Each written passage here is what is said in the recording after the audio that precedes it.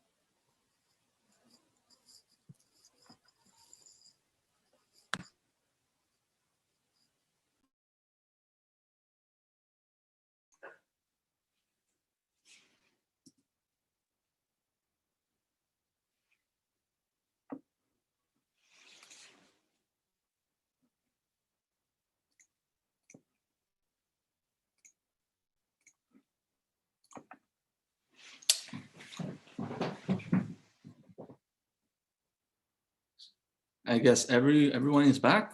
Hello, student member Salimi. Happy New Year. Same to you.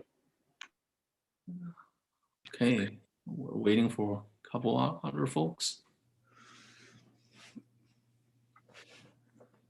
Hello, member Salemi. Hello, guys. How's everyone? Good. How are Good. you? Happy New Year. Good to see Happy you. New Year. Thank you. You haven't met our new board members yet, have you? Wait, have you?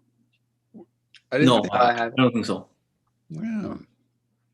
Member Hill and member Grindo. This is Nice to meet you. our outstanding student leader. Nice to meet you both. Likewise. We've seen you in action. You're amazing. So, Ms. Gutierrez, can we start a meeting? Most definitely. We have been live, so we can start at any time when you're ready. Okay.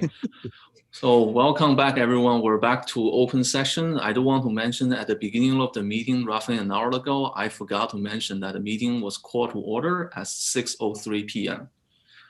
Okay, moving on to Pledge of Allegiance. I will be leading the Pledge of Allegiance since this is the first meeting of the year. Ms. Gutierrez, can we turn on the banner, the national flag? Everybody else, please stand up.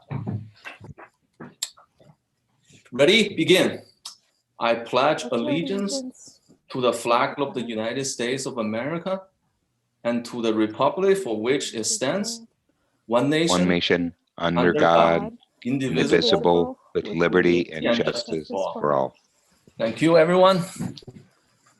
Moving on to the next item, report of closed session actions. No reportable actions has been taken in the closed session. Next one, student report from Newark Junior High School, McGregor, and Newark Memorial High School. I'll yield the floor to Superintendent Dr. Triplett. Thank you very much, President Jean. Good evening, respected board members, staff, and community. So welcome to 2021. Happy New Year to everyone. So we're going to start with our student speakers, and starting with Newark Junior High School. I believe we have Ms. Torres and Ms. Ristow here to share news about the goings on in the junior high.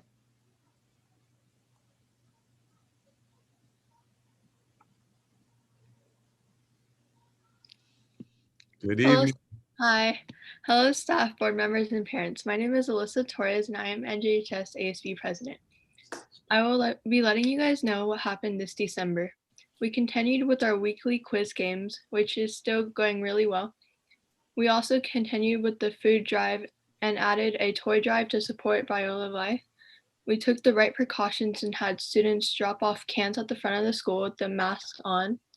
Finally, we hosted a holiday movie noon.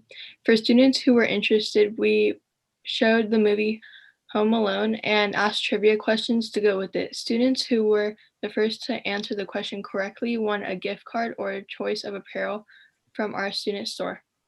This event went really well, and students that were there were really engaged and excited to win prizes. We also offered opportunities for students to send holiday messages to their friends. These were a sort of holidaygrams that was sent by the leadership on behalf of anyone who wanted to send an uplifting message to another student or a staff member. And here's Rachel with her report. Hi, my name is Rachel Stu, and I am Newark Junior High School's Vice President this year. Today, I'm going to tell you all about the things our leadership and yearbook class has for January and the beginning of February. Our celebrations committee will be sending out a Google form to students next week where they can list their New Year's resolutions. Then each month, our people in our committee are going to ask if they've completed or are working on their resolution as the year progresses. We hope that everyone will reach their goals as they set for themselves at the beginning of the year. And starting on February 1st, the Newark Junior High will be participating in the annual Leukemia and Lymphoma Society fundraiser, formerly known as Pennies for Patients. The fundraiser will be done completely online. More information will be provided as we get closer to February. And that concludes the Newark Junior High School January report. Happy New Year. Happy New Year. Happy New Year. Thank you very much, you. students. You all are fantastic. Should we move on, President, to the report from Bridgepoint? Sure. Okay. So next, it's my honor to welcome Bridgepoint student leader Alexis Blanco Baron.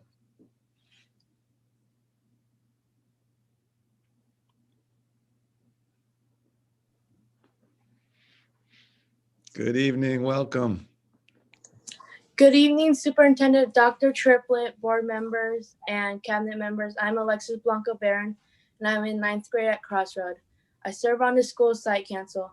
Last month, we celebrated our first quarter awards. We honored the students of the quarter nominated by each teacher at Bridgepoint and Crossroads. We also honored those with perfect attendance, honor roll, and highest credits earned. On Monday, 38, Bridgepoint and Crossroads took part in our 4th annual student wellness retreat. The virtual event included team building games, a workshop on trauma awareness and self-care, and breakout sessions including cooking, healthy snacks, mindfulness, and a chill with your pet lounge. Overall, the feedback has been positive. We hope to host another event next year.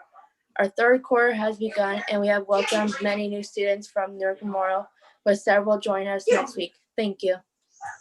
Thank you for your wonderful report, Ms. Barron. I guess next is our high school, right? That's right. Yes. Thank you, Ms. Barron.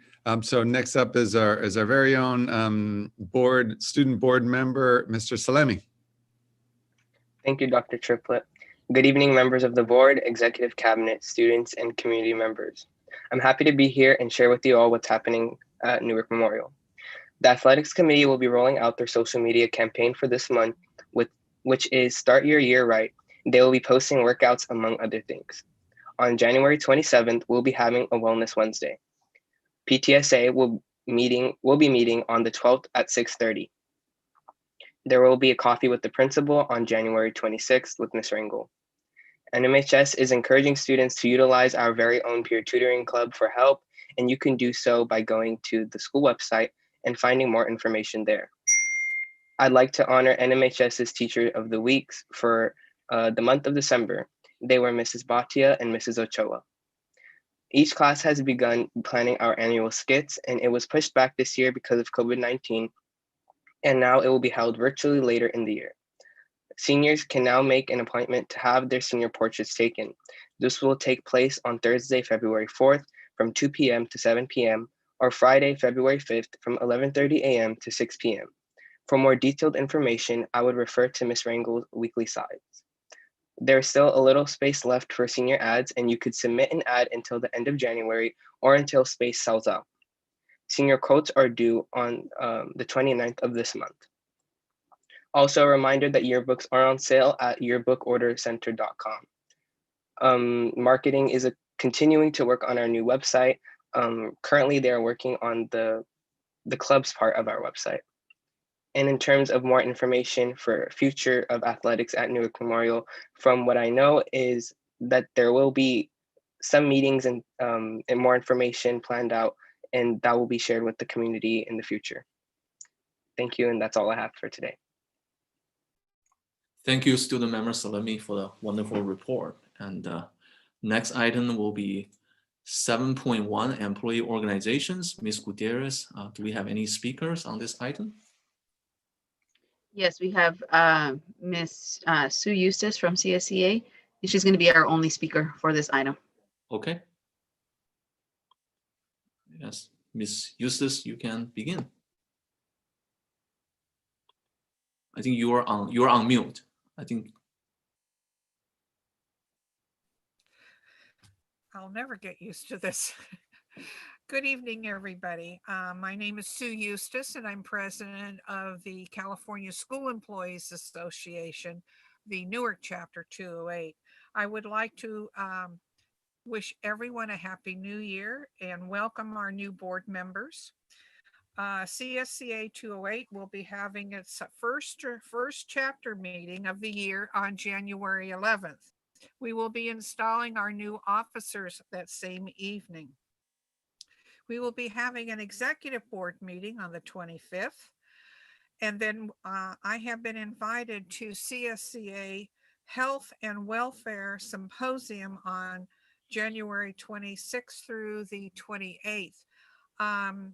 Not everybody gets to go to that. You have to be selected. So I've been really excited that I was selected to go this year.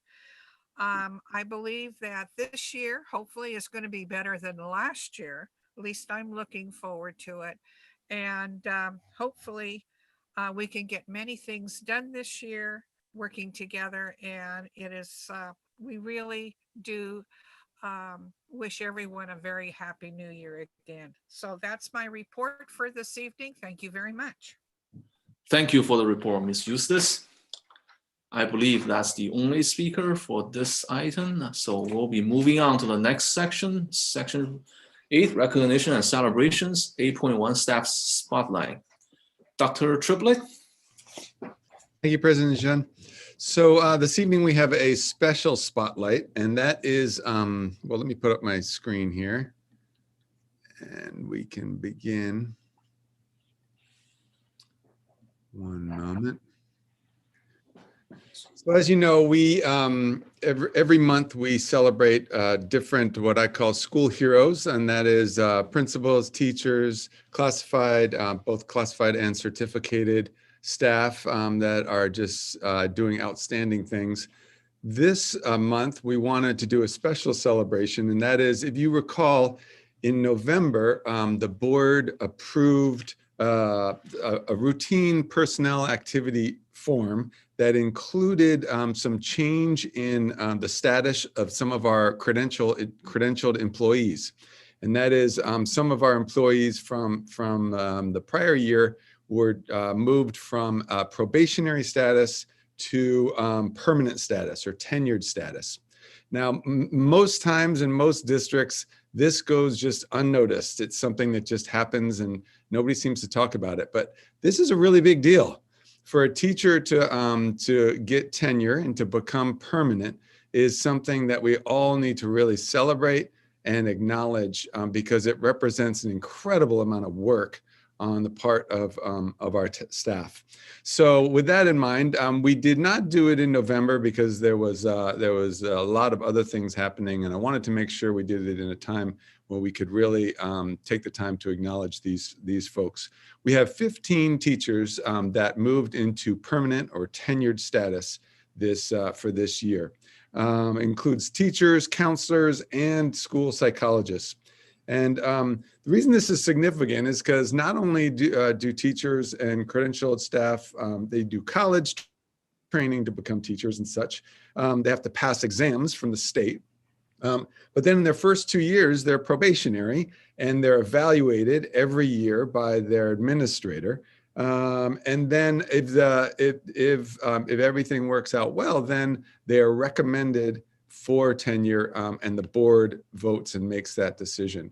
So it's a rigorous process. And so if you will indulge me, I'm just going to go through and name each of our 15 credentialed folks who moved into permanent this year. We have some photos, some we don't have the photo, but we have their names and where they are working. So I'm just going to go straight through them all.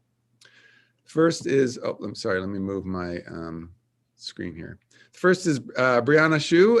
She's a teacher at Newark Junior High School. I've had the honor of visiting her in her class.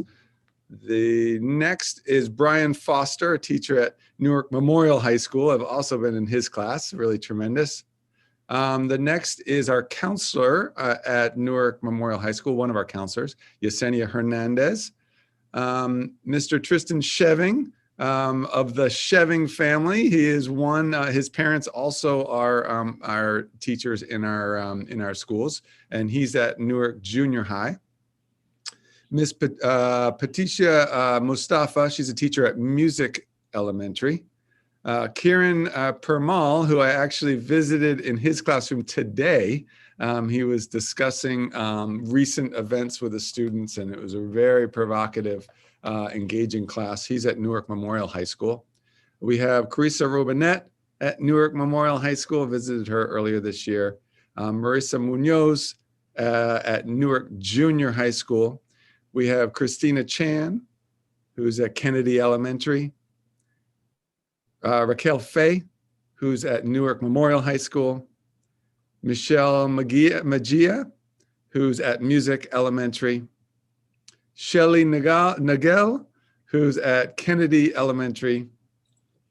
Paige Platko, who's at Newark Junior High School, and she has other family that are also part of our Newark Unified community. Rachel Silva, who's at the Memorial. Tiffany Liu, who's a psychologist with the special education department, and so she's works at a number of different schools. And that is our group. So just please join me in just appreciating them, all of their amazing work. And we're so delighted that they are now permanent members of the Newark Unified community. Congratulations to all the newly tenured teachers in our district. Okay, is that order for 8.1? Yes, thank you. Okay, moving on to the next item, School Spotlight, Lincoln. Dr. Triplett? Thank you. Yes, so I am honored tonight to introduce our outstanding principal at Lincoln Elementary, Ms. Rancap Perez. If you all recall, every month we do a spotlight of a different school, and it's an opportunity for the principal to come and share all of the amazing things happening at the school. So I'm happy to turn it over to Ms. Rancap Perez, who's doing such amazing work with her team over there at Lincoln. So I'll turn it over to you. Great, thank you all. I'll go ahead and present my screen. Give me a second, please.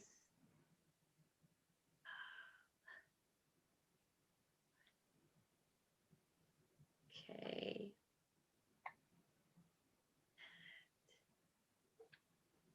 All right.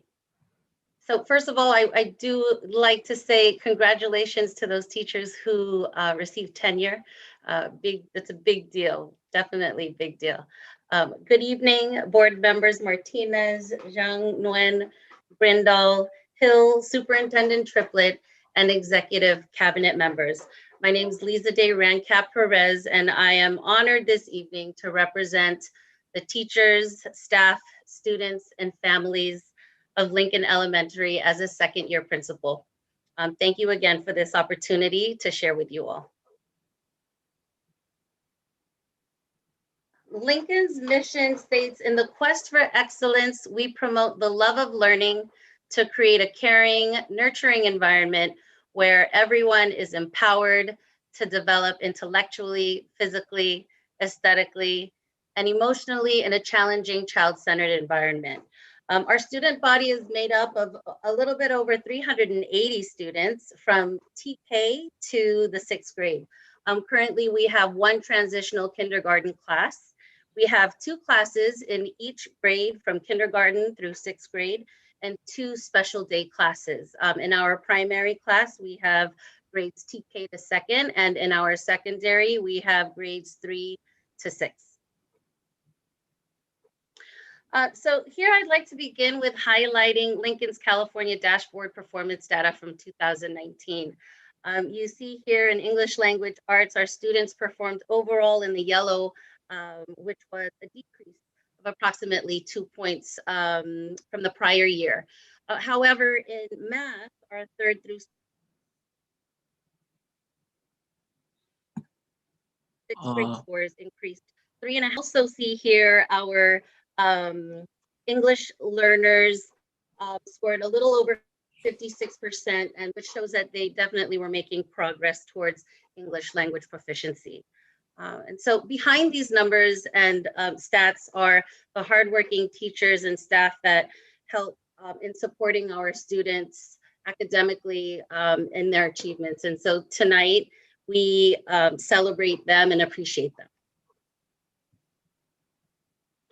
So Lincoln's instructional priorities for this year are also aligned with the district. They include student engagement through rigorous standards-based instruction, assessment for learning, and social emotional learning and mental health wellness for our school community.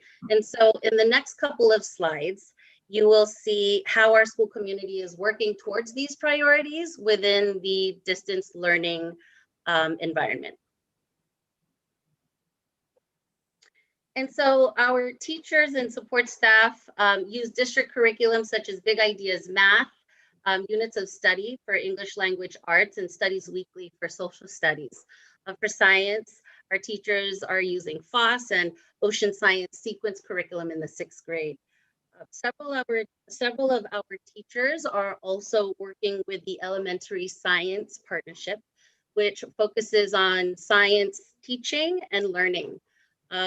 Our teachers are also working with different programs such as Flipgrid and Nearpod to create challenging and engaging lessons. And another platform that they use to keep in touch with their students and communicate with them as well as distribute their assignments is Google Classroom. It also helps them stay organized as well.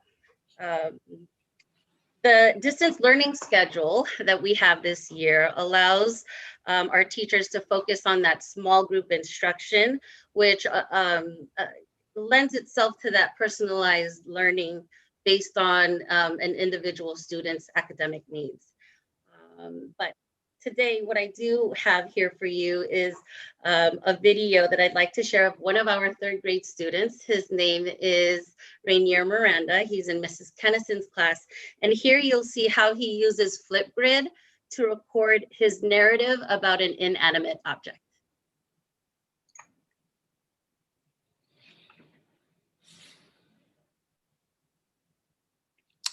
I think the volume, I mean the sound setting is not turned on the. Yeah. So what you have to do is when you go to share, before you go to share, there are buttons at the bottom that say enable computer sound. So you want to click those before you share it.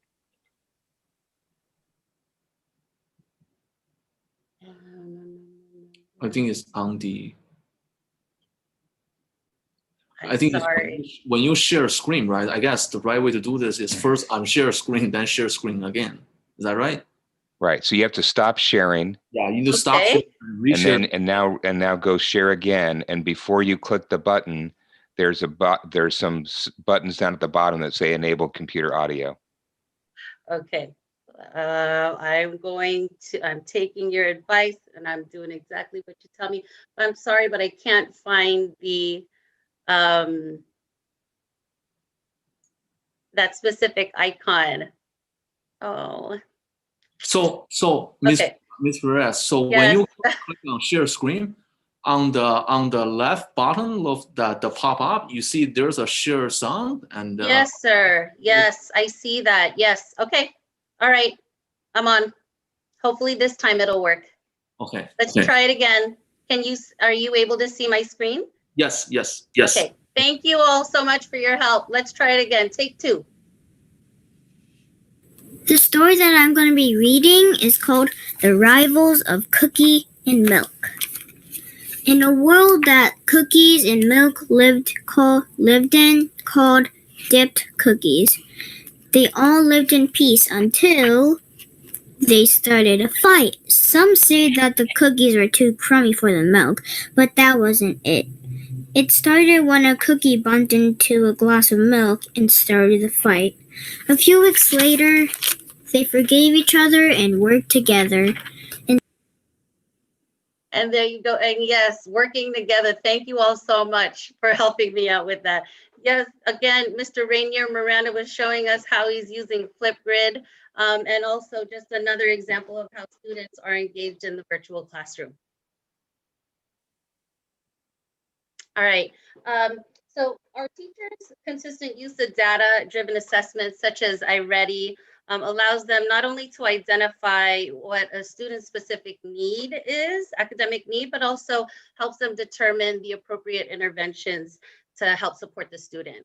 And so our teachers are, definitely implementing those assessments as well as providing timely feedback. So our students are aware of the changes that and modifications they may need to make in their thinking to understand a certain concept.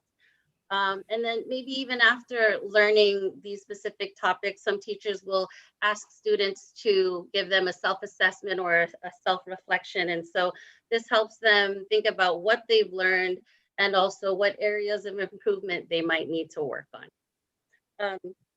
I've already mentioned a couple of those digital educational programs that our teachers are using, but one in particular, especially our lower grades, they are using Seesaw. And so now I'd like to share a clip of how Noemi Ibarra uses her mathematical thinking and reasoning to show us how she is able to find the difference of two numbers.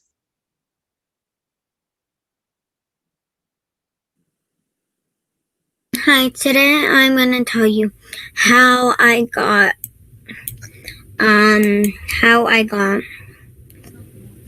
34 and 17. First of all, I noticed that I can't do 3 minus 9, so I X that out. And the 7, because that made it 6, because we give a 10 to 3, that made it 13. And then 13 minus 9, 4. 6 minus 3, 3. 34. All right, Noemi. Let me just go back to my presentation. So again, this is just another display of how teachers are gathering information to assess their students to support their learning.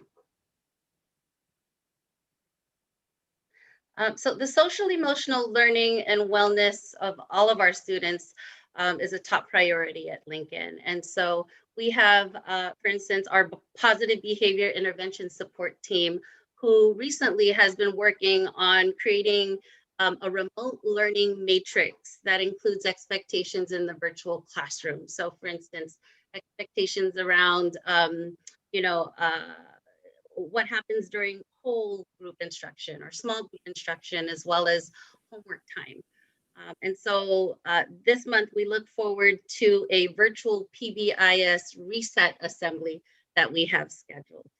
We also have teachers who are integrating community building activities in the classroom, as well as digital daily check-ins, just to see how and get an idea of how students are feeling on a particular day.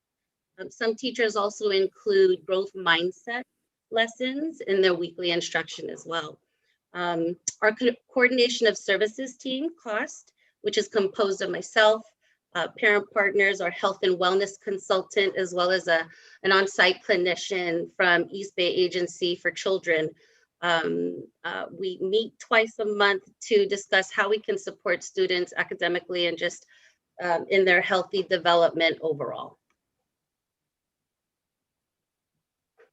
So in this virtual setting, there are still ways and opportunities for our parents to get involved with school matters. So we do have our school site council, as well as our English language acquisition committee. And these two committees meet once a month. I also hold a pancakes with Perez instead of a coffee with the principal every second Friday of the month.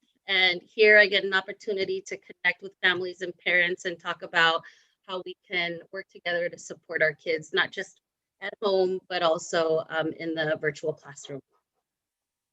And then we also have PALS, which stands for Parents and Leaders of the School.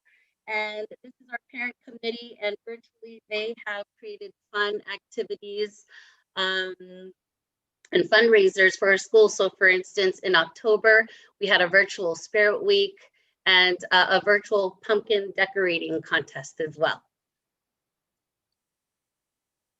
So I'd like to end this presentation by just sharing a couple of quotes from some of our community members who've expressed what makes Lincoln a great learning community. And so you see here words like essential and family and work together and huge impact. And this year especially, I feel like our community has worked together as a team to provide that academic and emotional support to get through this past year and these trying times. And so with that, I appreciate each and every one of our teachers, our support staff, our students and parents who make up this wonderful and unique community. And on behalf of, again, our teaching staff and everyone at Lincoln, thank you all for this opportunity to present, and Happy New Year. Thank you. Thank you, Principal Van for the report. And any comments from the other board members? Great job. Thank you. Wonderful. Thank you for your help. Thank you for all the hard work you and your staff have been doing for all the students and families over at Lincoln. It shows. Thank you. Thank you, and Happy New Year to as well. And yes, thank you for sharing all of the wonderful accomplishments. And always hear a lot of good things about just the community involvement and parent involvement with Lincoln. So thank you for sharing the results, the fruits of all of your labor. Thank you. Great, thank you. And thanks to the board members and this team right here for helping me with my presentation. I appreciate it. Yeah, you're welcome. I just want to say Lincoln Elementary is really one of the truly destination school in our district. It's been drawing students from every corner of our community. And not only that, Lincoln does an exceptional job when it comes to educating our most underserved students and English learners. I believe as much as 40% of the students enrollment at Lincoln Elementary is our underserved and English learner students. And just a couple years ago, actually, Lincoln won a countywide award when it comes to educating our most underserved students. And we're definitely going through some pretty difficult period of time. But I do expect that after this pandemic is over, Lincoln will continue the tradition and culture of excellence. And thank you for all you do for our school and our kids. Thank you. Thank you, everybody. Thank you. Okay, moving on to our next agenda item will be public comment on non-agenda items. Ms. Gutierrez, do we have any public comments? Yes, we have one request from Cindy Parks. Okay, she's there, and I will start the timer as soon as she begins to speak. Good evening. Let me start off by wishing every one of you a happy new year. I realize this time that there's a lot of concern about social and emotional well-being of our adults and especially the children. In previous board presentations, there's been an acknowledgement of the need to provide support to the students. However, I was surprised to hear a new curriculum has been purchased and instruction is to begin in the next month. I know it was mentioned in the LCAP documents on December 3rd that there was a need to identify curriculum, but I don't recall the board previewing or approving any curriculum. What was the selection process? How many were evaluated? Will the teachers receive any professional development prior to being expected to implement the curriculum? What is the cost and funding source? Is it being paid for with one-time money? What measures have been put into place to evaluate the success of the curriculum? While it is great that Newark Unified has identified a need, it seems once again procedural steps have been circumvented. Without all of those procedural steps being followed, will it go away like Kevin Clark, Janelle Cameron, Springboard Math, Naviance, SVMI, and all the other curriculums, programs, and instructional philosophies this district has funded for 3 to 5 years and then shifts to a new flashy and shiny program? If I read your policies correct, there is a distinction between curriculum and supplemental curriculum. Although they share many of the same steps prior to implementing, a standalone curriculum requires board approval. I respectfully request the board ask for a presentation to be given at the next board meeting. This presentation needs to address all of the questions necessary for the board to be part of the process and approve the curriculum to ensure its success. At this time, I would like to also remind the board that there are 5 sets of meeting minutes outstanding. The October 15 minutes were presented at the November 5th meeting. However, they were pulled because they were lacking some of the study session information. Yet they are listed on the agenda page as though they were approved. Plus, the November 5th and 19th and December 3rd and 17th meeting minutes need to come to you for approval. With those newly revised bylaws, which has significantly reduced the quality of the minutes, I don't understand the delay. Thank you for your time this evening. Thank you, Mrs. Parks, for your comment. Is that it? Do we have other comments for? Oh, no, okay. Moving on to the next item, Superintendent Report. I will yield the floor to Superintendent Dr. Triplett. Thank you, President Jean. Give me one moment here and I will bring up my deck. Let's see.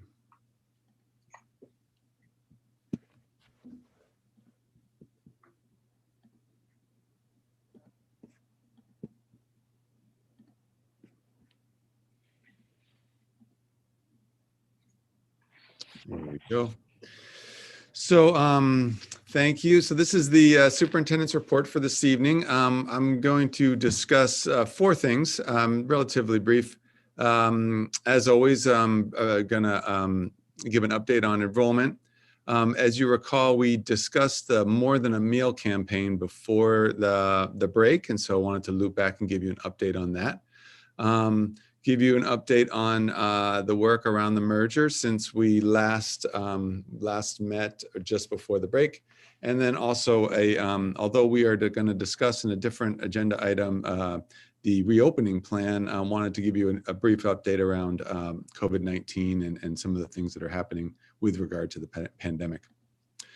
So first is the enrollment numbers. This month I made a decision to, I think this might've been a request of a board member to actually add the previous times numbers, keep the previous times numbers and add the most recent enrollment numbers.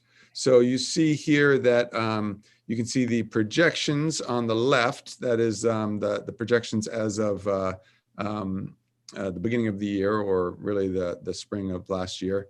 And then you can see the 15th of December, when we were the numbers that I presented at our last board meeting.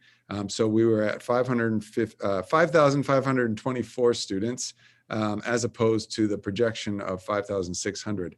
So there hasn't actually been much school time that has passed since we last had a meeting, so the number is actually the same, although there's at certain schools the number has gone up 1 or 2 students, and at other schools it has gone down 1 or 2 students. But essentially we're holding steady at this point, and so I just wanted to, as usual, share that with you.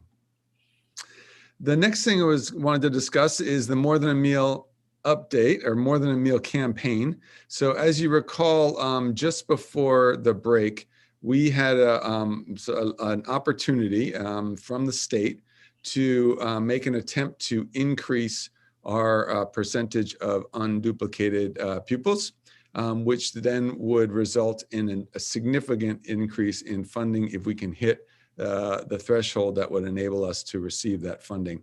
It was very last minute from the state that we received this notification, and all districts that were notified of this really had to scramble. We had essentially 3 days, more or less, to make as many phone calls as we could from all different schools in order to try to see if we could increase the number of unduplicated students, the percentage, in order to qualify for these additional fundings. And so I wanted to share some data with you about this. So the number of calls that needed to be made was 2,477.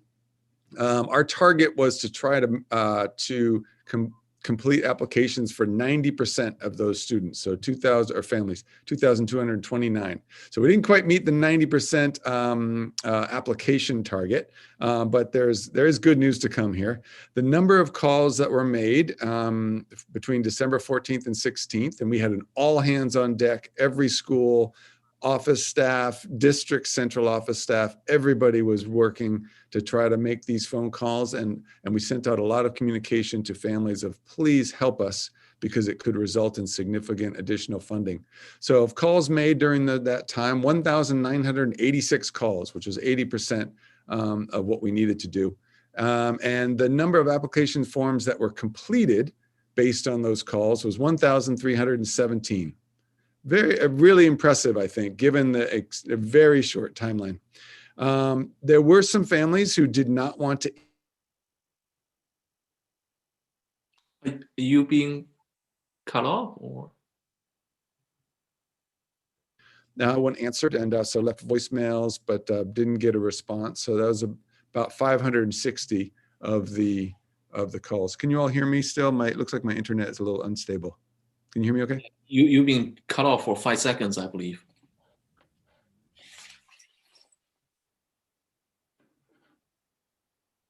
I think superintendents, yeah, you were frozen for another 2 seconds, but I think by now you should be fine. Okay. Whew. Fortunately, I didn't say anything during those 2 seconds, so you didn't miss anything. All right. So where was I? So the number of families.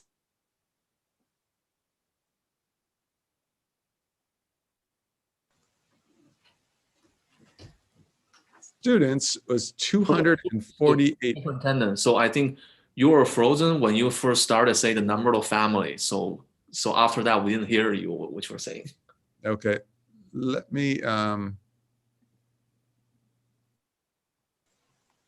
I think maybe you can turn off your video first, and we just want to hear your voice. That might help. You don't need to have your camera on to share your screen.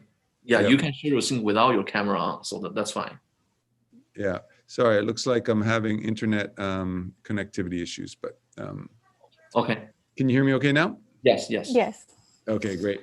So 248 additional applications were completed and qualified for free and reduced eligible students. And so that means a change of from 55% to 60% of our families qualifying for this. And so we're very excited, extremely appreciative of all of the staff and families that contributed in making this happen. It's pending certification in June, but the potential is for us to receive an additional $400,000 of supplemental and concentration funds that would go specifically to our students who have the greatest needs. So I think this is a great example of what happens when we all come together and really work for a common purpose.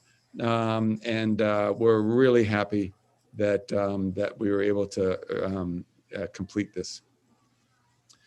In different news, so in terms of COVID-19 and report there, we continue to partner with BACH in terms of free COVID testing. So they'll be testing at the McGregor campus. That's free for anyone on January 29th and 30th. They are also doing additional free testing in January at January 6th through the 8th right now. They're at the Family Bible Fellowship on Filbert Street. And then January 21st through 22nd, they will be at Cedar Church. So it's an opportunity for our community to get free COVID testing. Many of you have heard about the governor's new plan that he has rolled out, the Safe Schools for All, which came out, I believe, the last days of December. So I wanted to just give you a little bit of an update there. I spoke with the county officials today. Number one, just some people have gotten the impression that it's already a plan that's already about to be implemented. It is still a proposal. So it has not been approved by the legislature yet.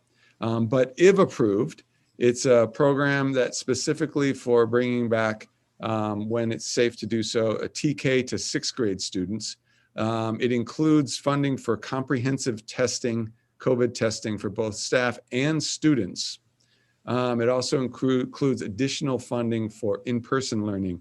Right now, they're talking about a possible $450 per student for all students who would be returning to in-person, and then additional $250 for students who qualify for LCFF funds. And then the other part of it is that part of the requirement for in this plan is that districts, their eligibility is based on if the county that they're in has a case rate that falls below 28 cases per 100,000 people. As of January, just as a little litmus test, as of January 1st, only 11 counties in California of the 58 counties would actually qualify that for that based on the number of cases. So as you all know, right now we're experiencing an increase in cases, and which is why we're in the purple tier. But the governor is putting forth this proposal, and we'll see what happens, and I'll keep you informed about that in the future. Shifting gears a little bit, giving you an update around the school consolidation merger process. So I shared this graphic last time that we would be in January starting working on enrollment projections and staffing and for all of our schools, including our merger at with Snow and Graham schools, that we would be forming the design team and beginning the design team work, and that we'd also continue to do facilities assessments. So just to share where we have, what we've been doing since the last time we met. Oh, sorry, I'm moving my video there. So one, the design team applications for the Snow and Graham communities were sent to staff and families in December. And then the school communities are going to be voting to select their team representatives for the design team. The deadline for that vote is January 11th, Monday. After which time we will form the design teams based on the selection of those school communities. We've also begun the enrollment projections and the staffing process. We started that this week. So our next steps here, one is that we committed to meeting with the staffs at Snow and Graham in January regarding the staffing process that will be applied. We're going to convene the design team the week of January 25th, and then there'll be ongoing design team meetings from there on out. And then we're also intending to meet with the special education teams at both schools. That's something that those teams have requested, and we've been in conversations with them to begin the process of identifying program placement, and that'll be within this month as well. And that is my superintendent's report for this session. Thank you very much for the report. With that, I will open up for questions and comments from the board.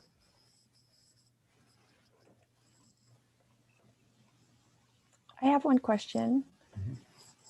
So I do have some concerns with the governor's proposal. I mean, I think it's a great idea that he wants to put that in place for in-person learning to get, you know, families and people in the community motivated to get students back in school. But how is that equitable? I mean, for counties that have higher numbers of essential workers or lower socioeconomic families that are in those situations where it's going to be harder for students to get back into in-person learning. Why aren't there additional funding for distance learning for those counties if they're not able to go back into in-person learning? Yeah, thank you, Member Nguyen. Do you mean that you're wondering about if the governor's proposal includes funding for families who are, or for districts where the families need to stay in distance learning? Is that correct? Yes, that's correct. I mean, because I mean, like you said, there's only 11 counties that would qualify if the proposal is approved by, if it's approved by legislation, and that means that there is some financial advantages for those counties and those districts for in-person learning. So my question is, you know, is there any discussion or any set from the governor's office if they're thinking of funding, having additional funding for distance learning in counties where we're not able to get back into in-person learning because there are higher numbers of cases and because there are more essential workers or more people that are affected by COVID. Got it. Yeah, it might have. I might have been a little confusing in my presentation there because I was just using the January 1st 11 counties just as like here's the current status. But my understanding is that if approved, this proposal would not just be for those current 11 counties, but would be ongoing as counties moved into a different tier, like moved into the red, for example. That that then they would be eligible for the funding as well. I think it's really just, he's just saying that he doesn't want any districts to feel pressured to return to in-person learning before it's safe to do so. No, I totally understand. I understand that. I'm just saying that, well, basically my question is, there's this proposal for additional funding so that kids can go back into in-person learning, and it just depends on when the counties get into the stage where we are approved to go back in, and then we'll get that funding if it's approved.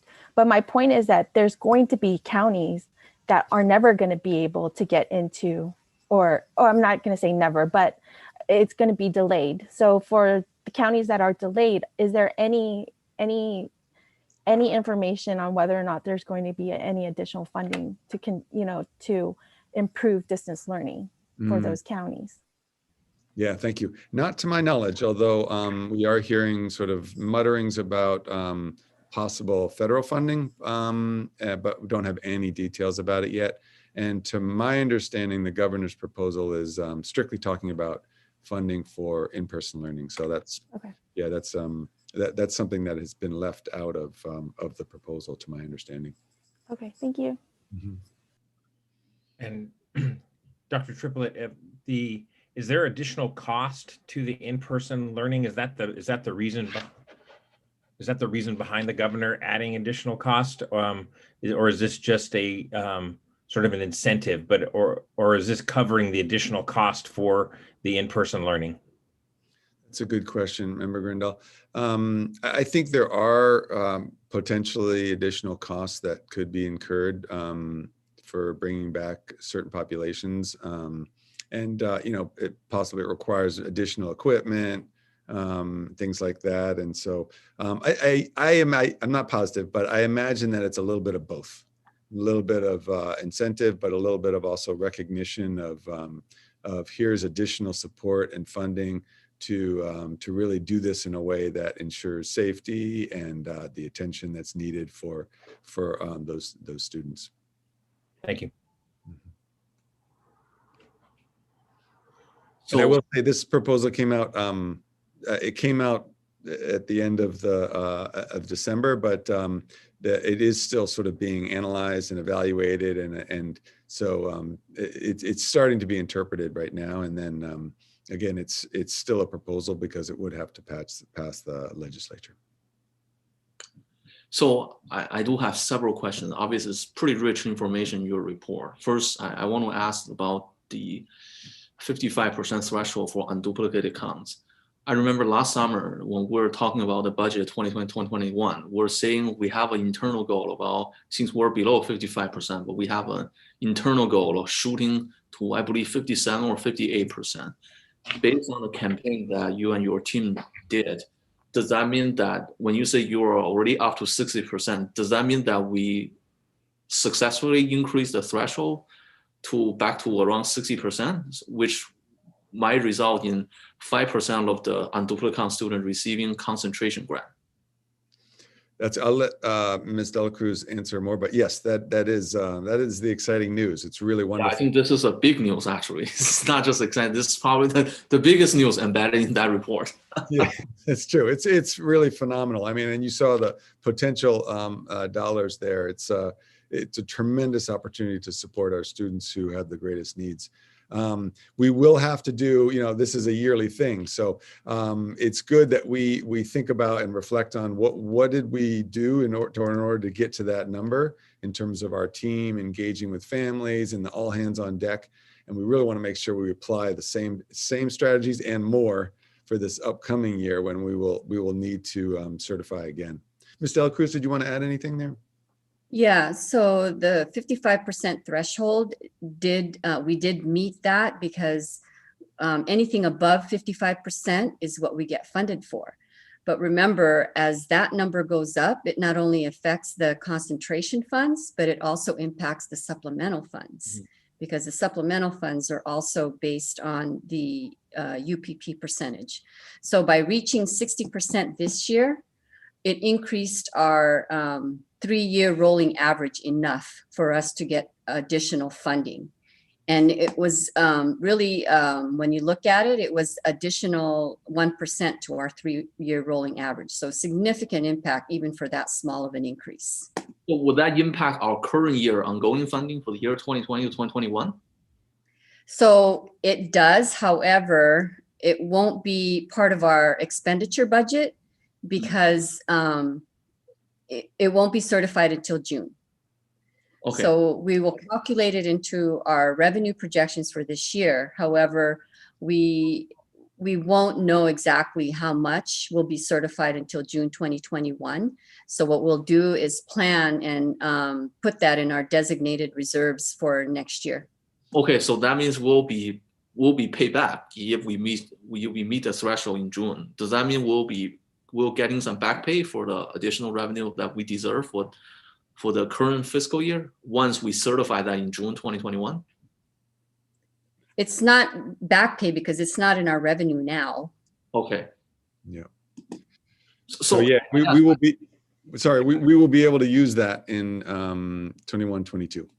Yeah, so I guess my question is, if in the year 2021, we realize we're meeting 60% of the UPP percentage, then by definition, in the year 2020 to 21, the current fiscal year, we should be receiving concentration grant above the 55% for those students, right, or not? Yes, it will be counted as part of our 2021 revenue. Okay. However, I see. yeah. I see. Yeah. Mhm. So another question, since you just mentioned, I think this is for my education. So my current understanding is for UPP count, for the percentage of students above 55%, in addition to the roughly 9,500 base grant, you're going to get 50% on top of the 9,500, which we call concentration grant for these students. Roughly 50% of the base grant, that's the concentration grant. But I thought for the supplemental grant, this has always been 20% of each base grant. Doesn't matter the percentage of the students. That's my understanding. No, it's the base plus the grade span times 20% and then times the UPP. So it's not just 20% of the base. The formula is 20% of the base. Obviously, the higher the UPP you have, the bigger percentage of your, after the multiplication, the supplemental grant is. Okay, then I see why it increased this. Yes. It even increased the average supplemental grant per student gets. Okay. Yes, exactly. Okay. It impacts both. Yeah, it impacts both funding.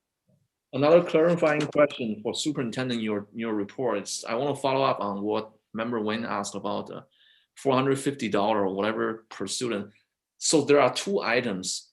The 450 per student come from LCFF, but that only applies to students who are actually attending in-person learning. Is that right? That's our current understanding of the proposal. Yes. Yeah. So that feel like there is indeed an incentive for county or for school district to open up in-person learning as quickly as possible. It looks like this funding mechanism. Only when it's safe, but it is definitely support, recognizing that support will be needed to additional funding is greatly beneficial in order to support the reopening of to in-person learning. Yeah, I do want to make a comment following up where remember when I asked about equity.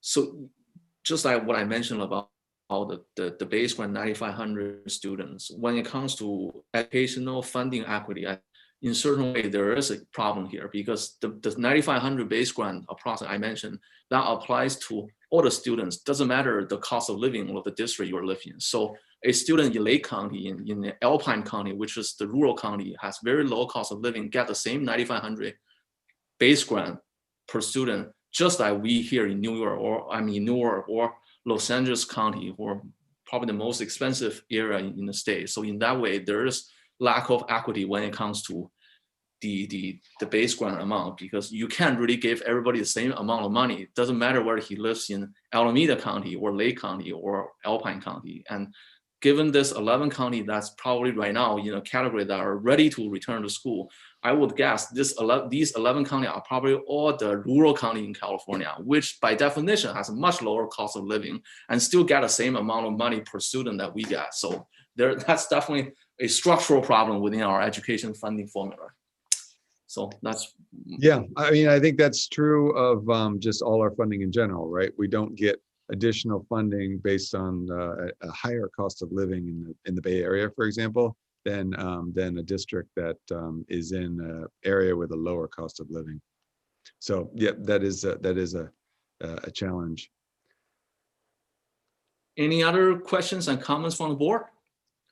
So Dr. Triplett, yeah, a couple questions, a couple areas. So one, you were talking about the meal program, which I think is great.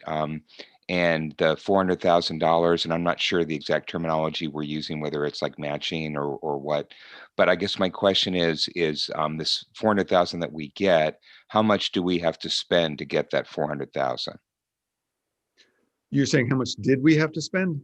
So, I mean, how much, so in order for us to realize that 400,000, how much out of our own budget do we have to spend in order to get that money? We don't have to spend any additional funds in order to receive that money. We just have to have a percentage of unduplicated pupils. And in other words, students who are eligible for free or reduced lunch.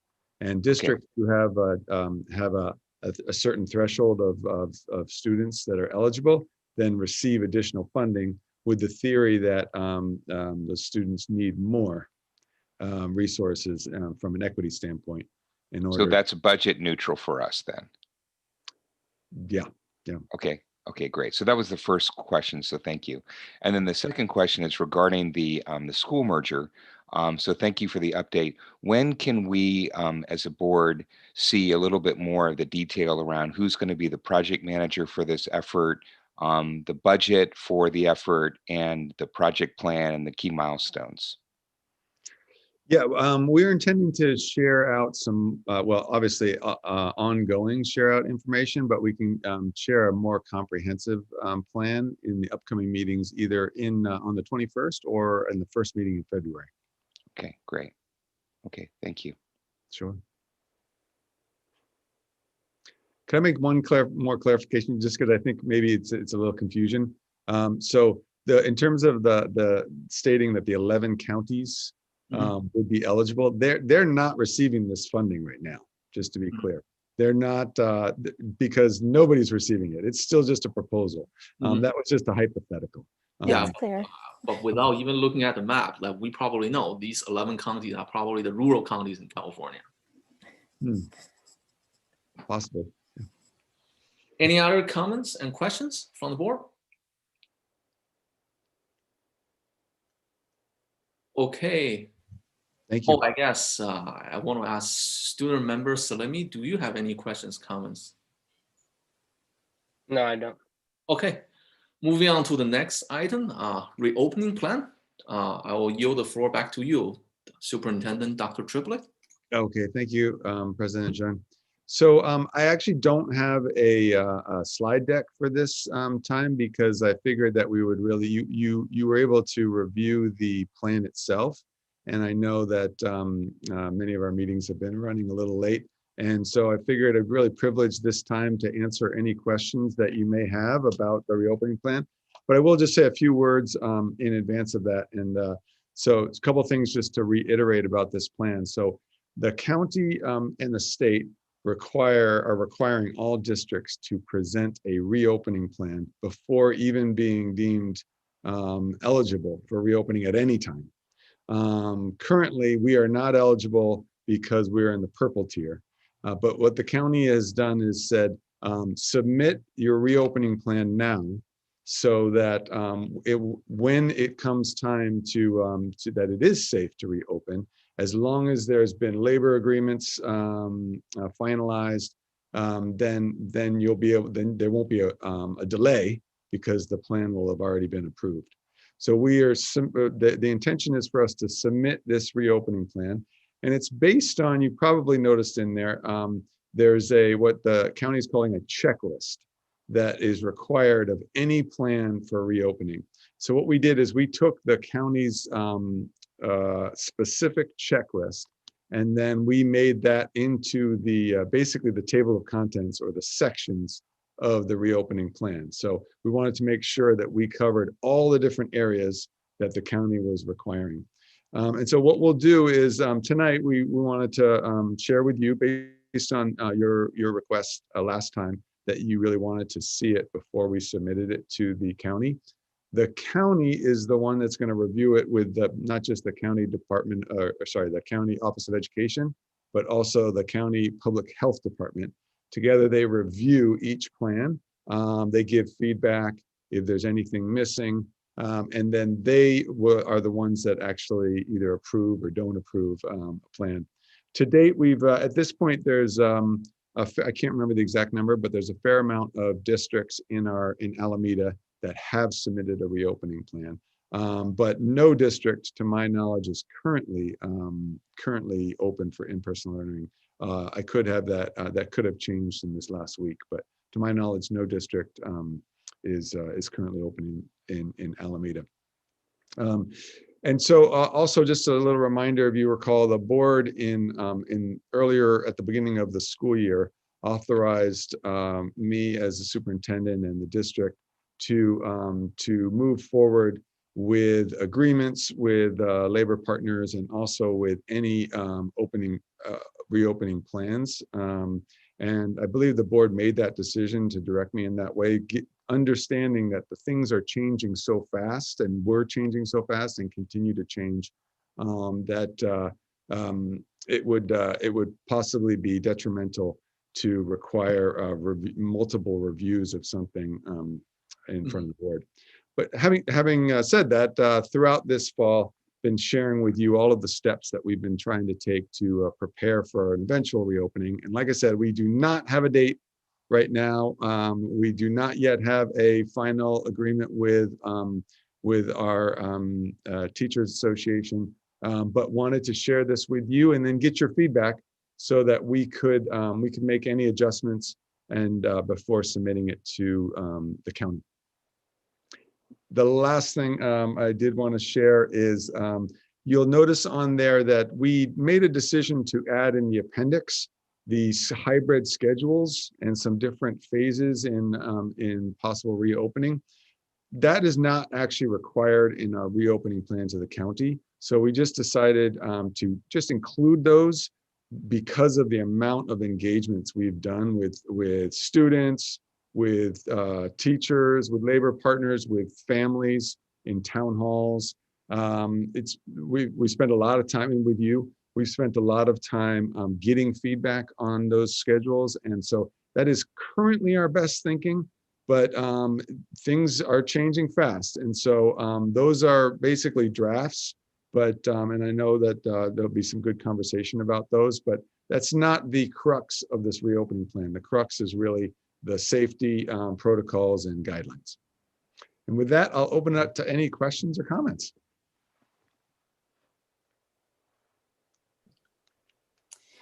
I have a Yep, go ahead. question. Member Martinez? Yes, thank you. As I was going through the document, Superintendent, there's references to the quarantine period of 14 days, and in some cases it's 10 days, because I know that there's been some changes obviously out there. I'm not sure what our guidance is for California and for the school districts, but we do have a reference, two different references in the document. I don't know if that's intentional or if it's meant to be one or the other, or it's condition driven. Yeah, thank you for that, Member Martinez. Yes, it is all based on county guidelines. So there are some situations where it's a 10-day period, and some of that is based on whether it's been an exposure versus whether it's actually been a positive case. And then there's some times where it's a 10-day period. Also in that is factored in positive tests or no test at all. So yeah, I think those two just depend on in certain scenarios.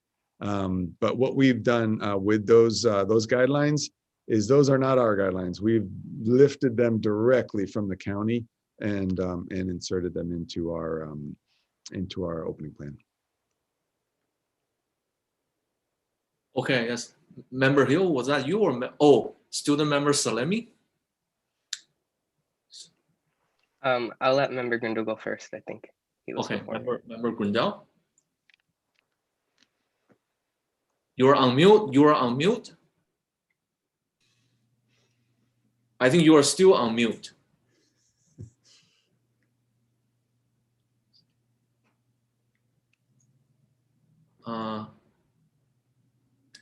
Sorry about that. Okay, a couple questions. One, when it comes to, I agree with including the appendices that show the schedules. It is great to have that fleshed out a bit. Although there is some confusion because in the appendices you're calling them phases, and there's also phases in the plan. So might encourage you to call them options or something like that instead.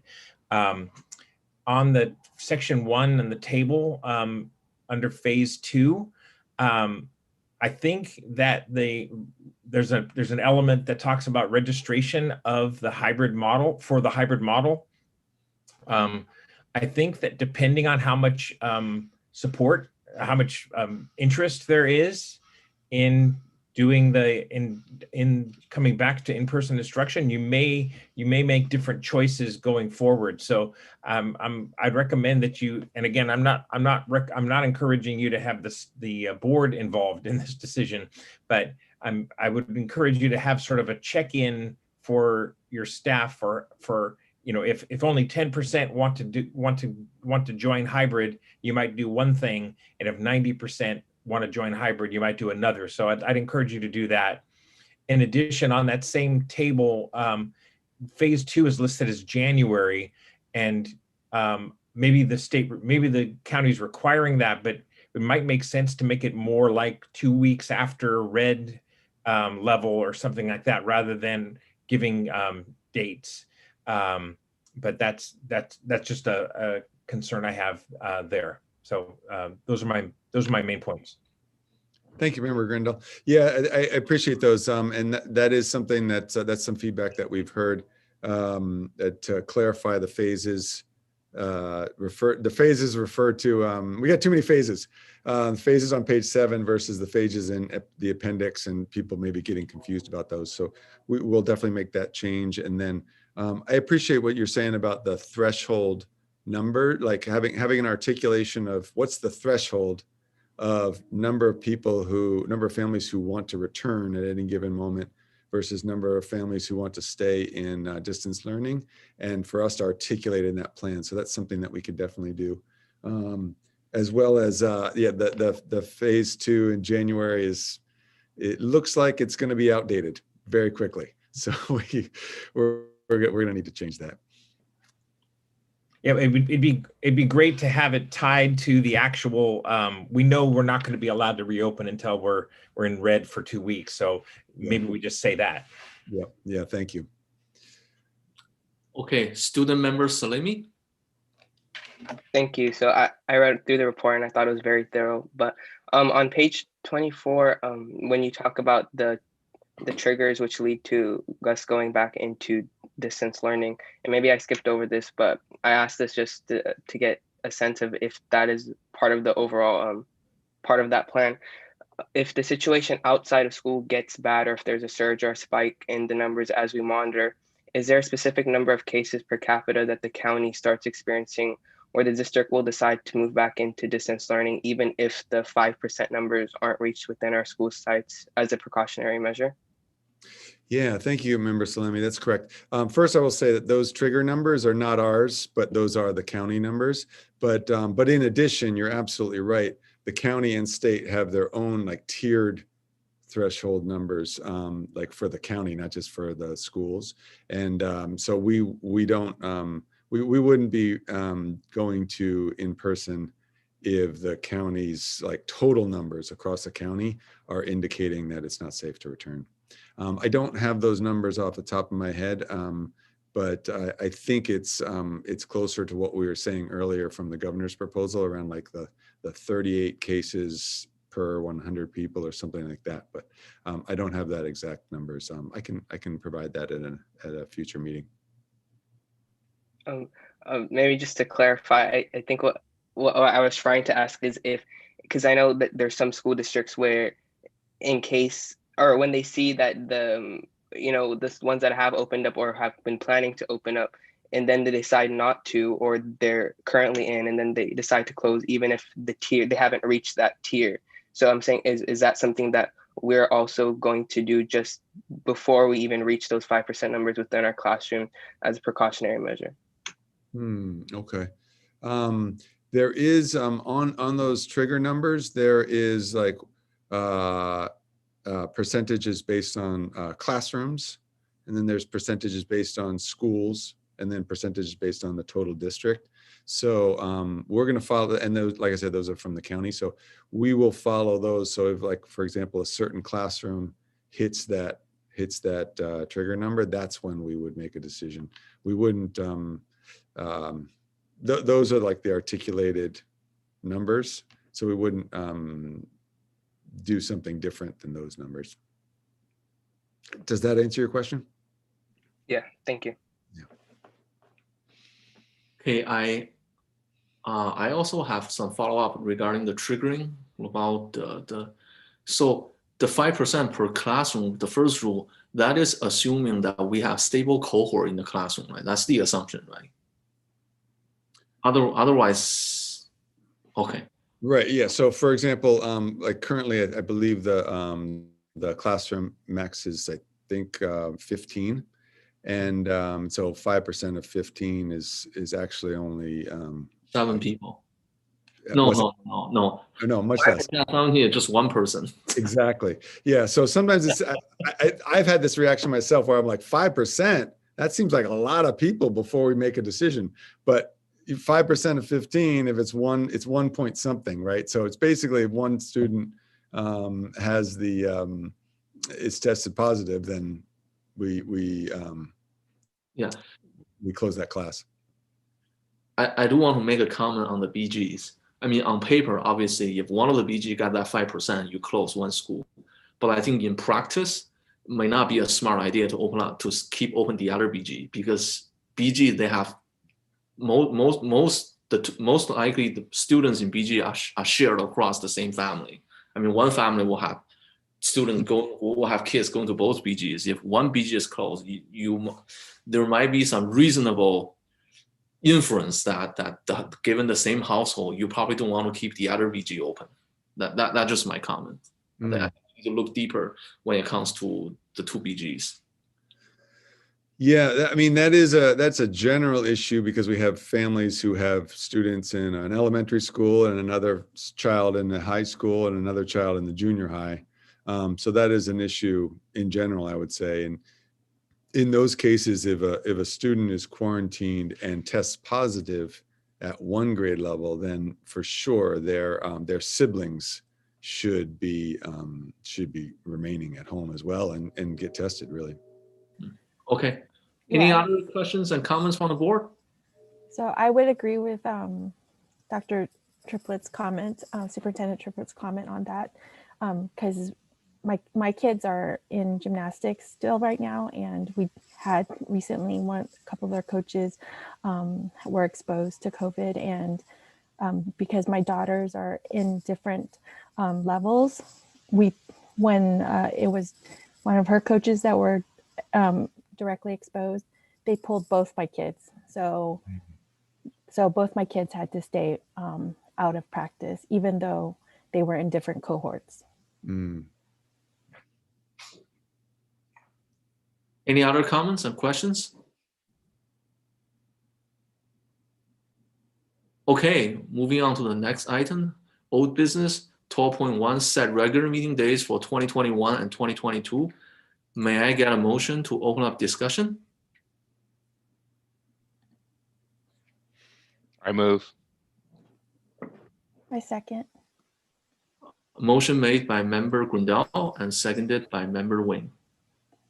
Did you ask if there's a public comment?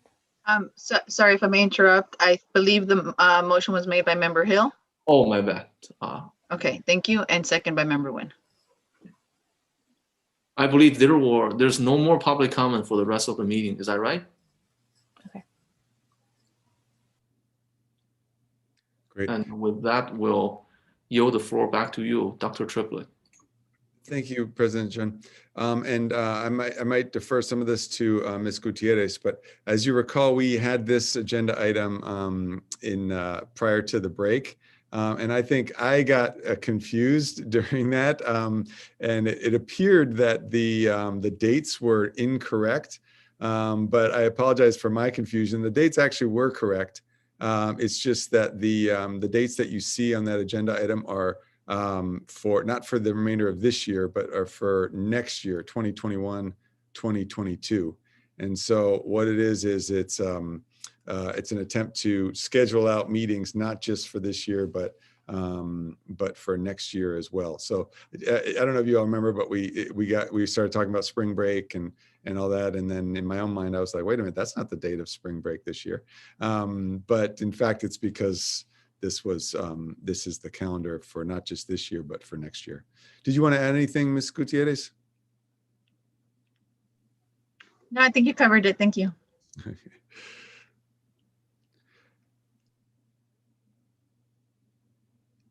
Any questions about this, the calendar? Yeah, so I guess the tentative set calendar is we will still have a board meeting in the week of spring break. That's right. Is that right? Yeah, Ms. Gutierrez, feel free to chime in, but I believe that on that last time.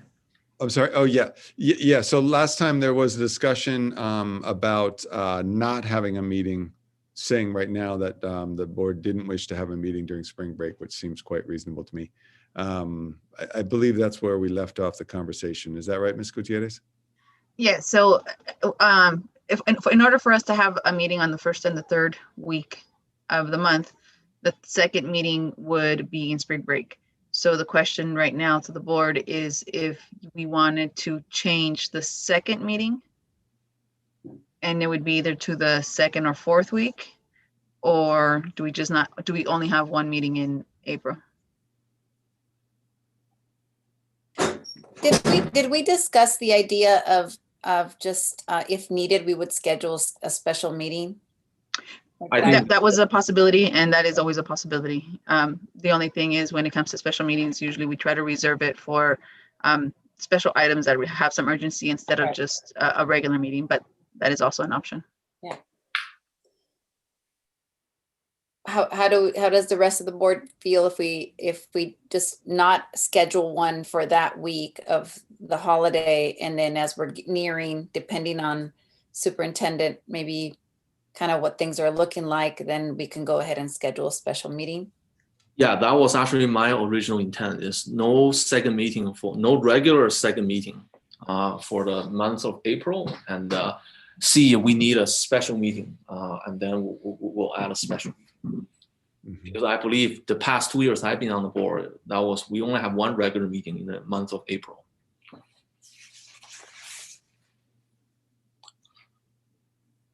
Okay, and I guess I agree with that. Any other comments on the modification of our schedule?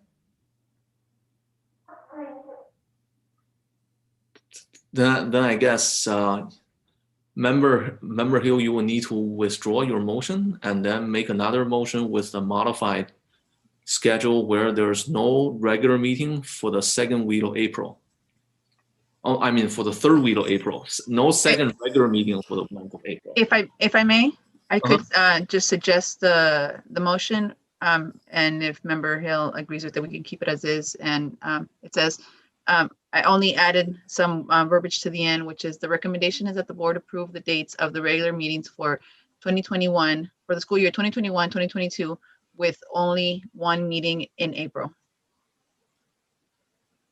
Member Hu, would you agree with the new motion? I agree with that. Okay, Ms. Gutierrez, can you repeat the motion and the second? Motion was made by Member Hill and second by Member Nguyen. And we'll open up the voting on board doc, and I will also do a voice call. Student member Salami, how do you vote? Yes. Member Martinez? Yes. Member Grindal? Yes. Member Hill? Yes. Member Wing? Yes. And my vote is also yes. Motion carries unanimously. Okay, moving on to the next business item. New business 13.1. Successful HVAC management system multi-year service agreement. May I get a motion to open up discussion?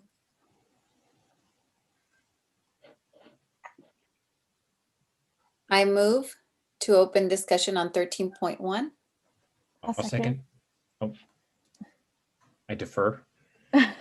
Motion made by member Martinez and seconded by member Wayne. Thank you. I guess Superintendent, is this going to be Mrs. De La Cruz? Yes, I'll turn this one over to Ms. Dela Cruz, who can explain a little bit more about this this agreement or contract. Thank you, Dr. Triplett. And Ms. Gutierrez, we have a guest this evening to help with this item. And if you would. Yes. Oh, there. Oh, no. Mr. Rose, if you could please. Oh, there she's there. Okay. Miss Ash is there. All Thank you. right. Thank you. Okay, so thank you, Dr. Triplett. This contract proposal here is related to our HVAC management system. We currently have a 5-year agreement that expired last month. So this is a proposal for the remainder of this year and then 5 additional years subsequent to that. And I'm going to let Miss Ilana, Ilana Ash, she's here from Sizer Co. to give us a brief overview of the proposal, and then she'll be available to answer any questions that you might have. Miss Ash? Hello, everyone. My name is Ilana Ash. I'm with Sizer Co. I want to say hello to the executive cabinet, board members, staff, and students. I thank you for allowing me to join today. I'm always working with the maintenance team and working on the back end. So it's been really fun to watch what's going on in the schools and interacting with the students. So thank you for having me. I'll do a little bit of a history lesson just very quickly. We started working with the district in 2000, installing our Allerton building controls base. This continued over the span of the past 20 years, and we're in 11 of the schools. 5 years ago in 2015, we put together a service contract for the first time, which would allow us to help support the maintenance team. So we've been working with, at the time was Susan and Francisco. We came up to this past renewal, and I've been working with Susan where we decided that it might be time where we reevaluate the needs of the district and the maintenance team for support on the Allerton building control system. And so that's just what we did. This contract includes various items, and as you can see, they change year over year. And then that's a result of what the needs are on each basis. So in year one, we're really looking at all of the firmware. So there's hardware in all of your sites. And so we go ahead and we update the firmware within the hardware at those sites to make sure that they're communicating properly. That's done on an annual basis. In addition, on an annual basis, we'll be doing a preventative maintenance. We've done this for the past 5 years. During this routine, we go through and identify deficiencies within the system so that we can go ahead and come up with a plan on how to remediate these issues. These issues are then addressed through action implementation days, as well as owner-directed days. So these are really just on-site days for our technician to come on and support your team. In addition, we have in year two training. So there's 2 different types of training support. The first is a 3-day operator course that this just allows the user, and this is going to be for Susan, Maria, and Ivan, will there learn how to use the system, and then a more in-depth training seminar was going to be for Ivan, which was really learning how to troubleshoot. Aside from that, there is technical support, which would give Susan, Maria, and Ivan the ability to call into our support center and have receive support either over the phone, or we can log into the system ourselves. And then in addition is an emergency response. So if there's an emergency on site, we have a way of responding in a timely manner. And then in addition, just wanted to hit the last point is that by being a service agreement customer, your district receives a 20% discount on labor as well as material. That's a synopsis of the agreement. If there's any questions, I'd be happy to answer them. Okay, with that, we'll open up for questions and comments from the board. Student member Salimi, do you have any questions? No, not at the moment. Okay, and I'll open up to the rest of the board. I have a couple of questions. Absolutely.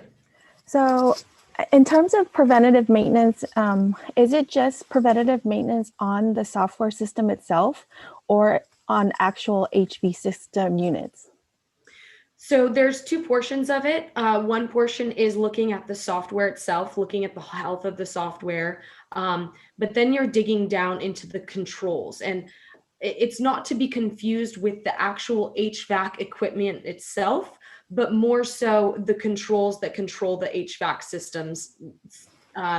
So from there, we are digging into the control systems of each of the units. So we're identifying, is the communication, are they communicating properly? Are there any faults? Are there any issues with your trending or the alarming? So we do dig down into the field level devices as well. Okay, so then that leads to my next question is how many units are at per site that is being monitored by these systems? I don't have the per site number off the top of my head. I can get you that information. What I will tell you is that on our system, we have 559 devices that we communicate with. Okay.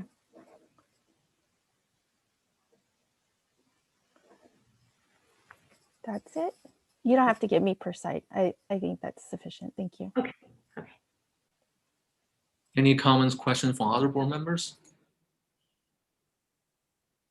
So this is budgeted, correct? Yes, it is in our budget. Yes. Okay, and and so we're looking at basically like a half a year and then another 5 years. And what was the price tag for the last 5-year contract? I know that the last annual, the 2020 year was 22,277. I can pull up quickly if you'd like what the total 5-year was. Could you? Yes, just one moment. Sorry about that.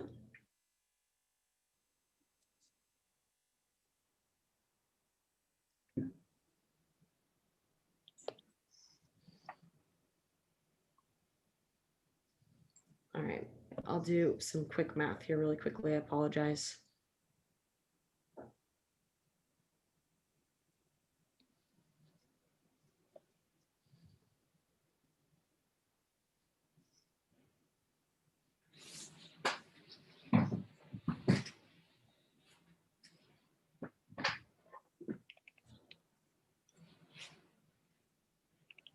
So that total for the 5-year, let me just make sure that that looks about right, and it doesn't.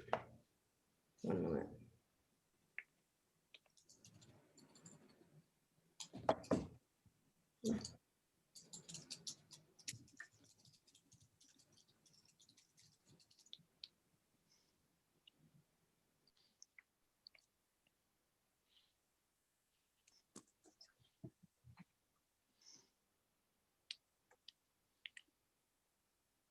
Okay, so the 5-year total amount was 106,425.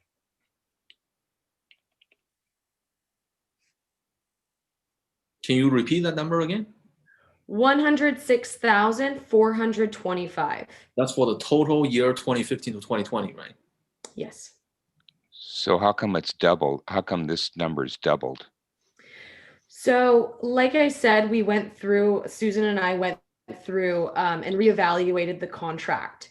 I did I wanted a way to evaluate, to show you guys why Susan and I felt that the additional amount of time where we spent on site was necessary.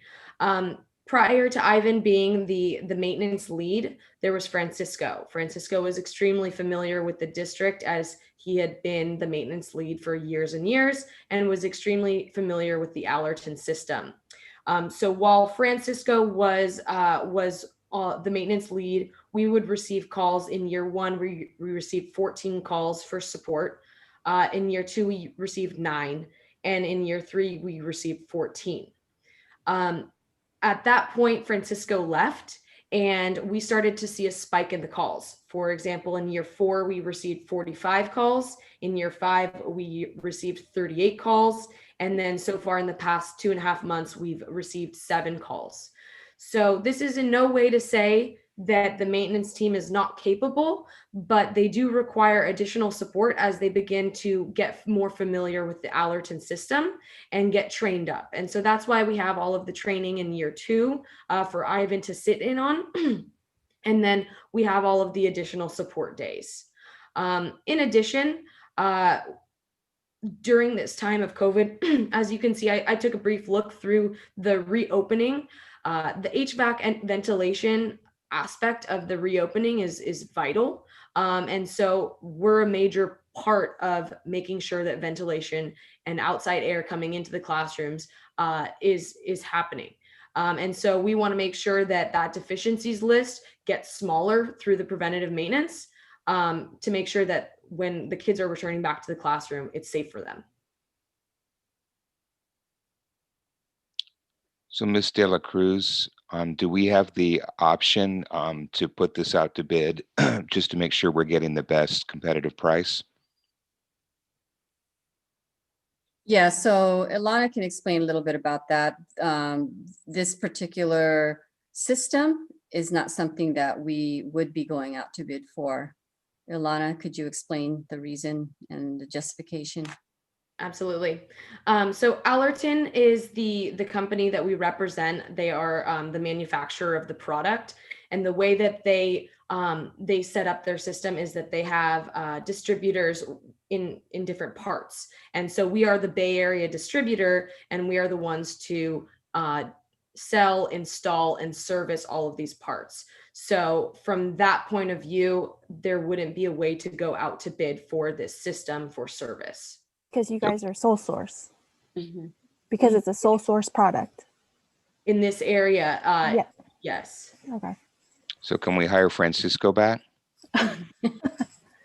I have a question. So, I think, thanks for explaining, Miss Ash, that, there's clearly a training and a skill gap that you all are covering, hence that higher cost.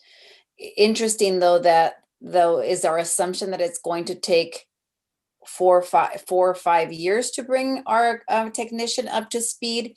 Or would we anticipate that after year 2, the calls to you for support would go down? Because in that case, we would expect, the next 2 years, a spike, but then we would expect a decrease in the cost, right?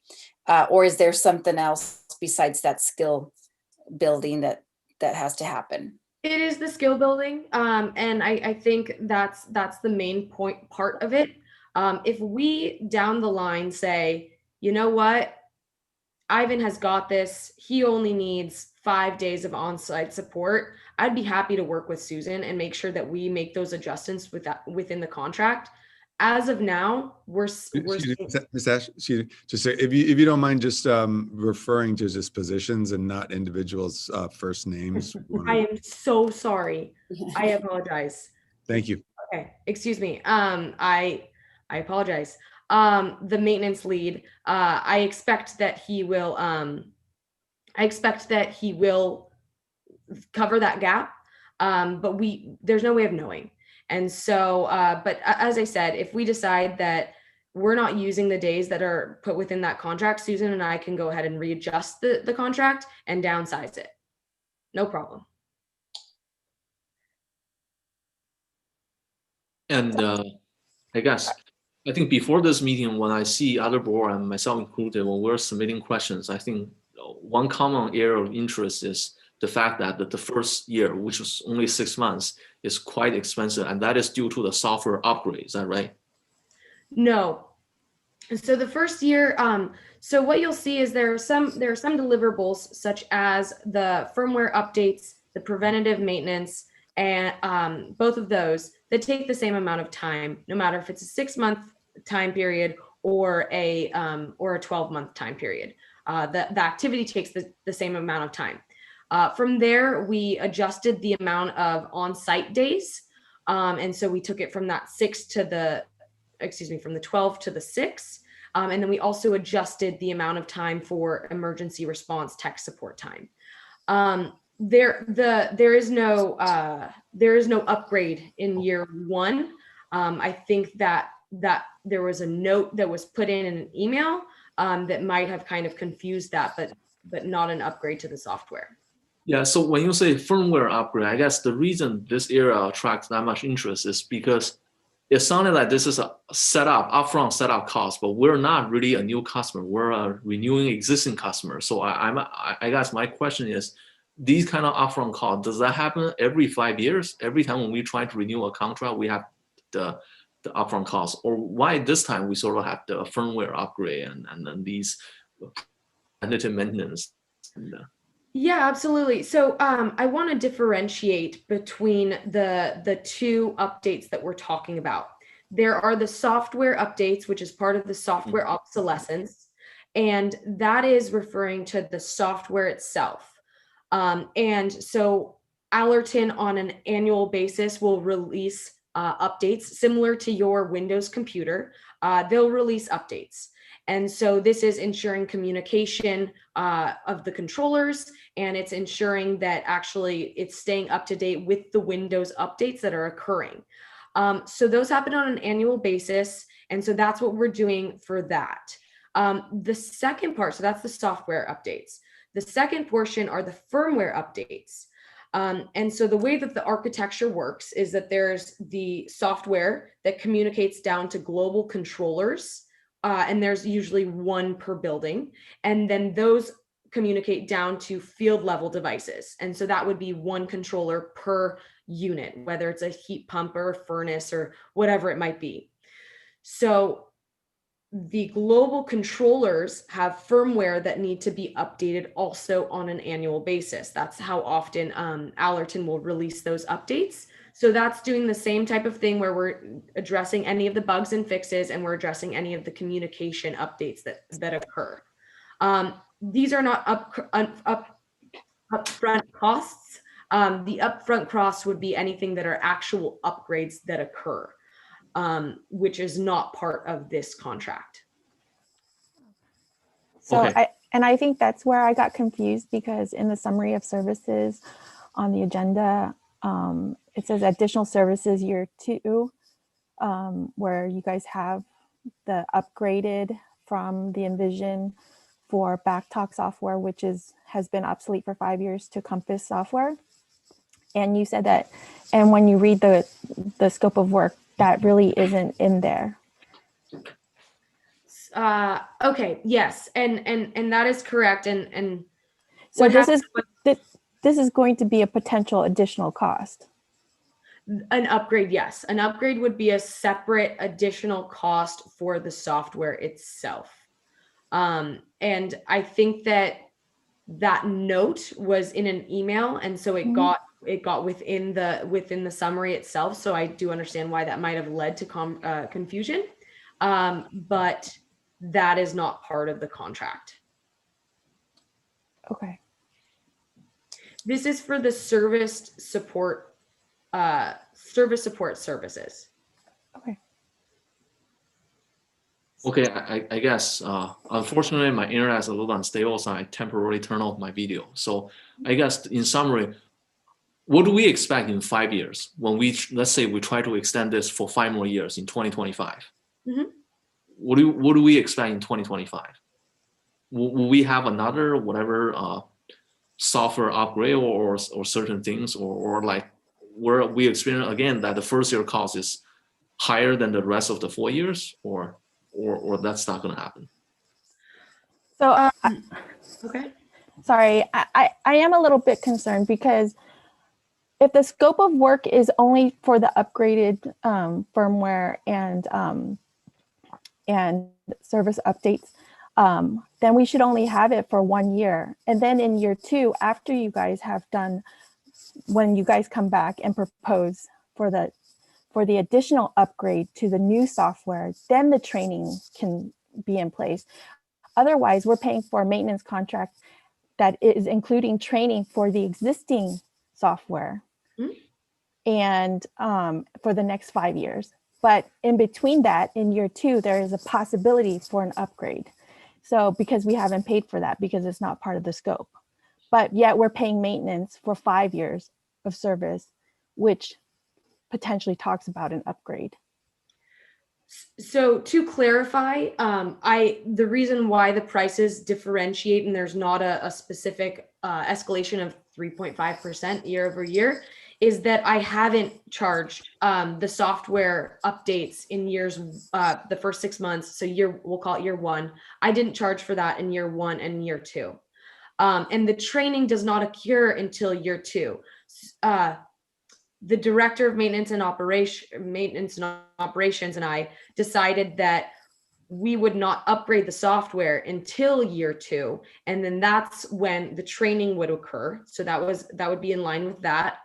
And then starting in year 3, we would begin to do the software updates. So I've excluded that in the first 2 years with the assumption that I wouldn't want to charge you for something that we wouldn't be doing.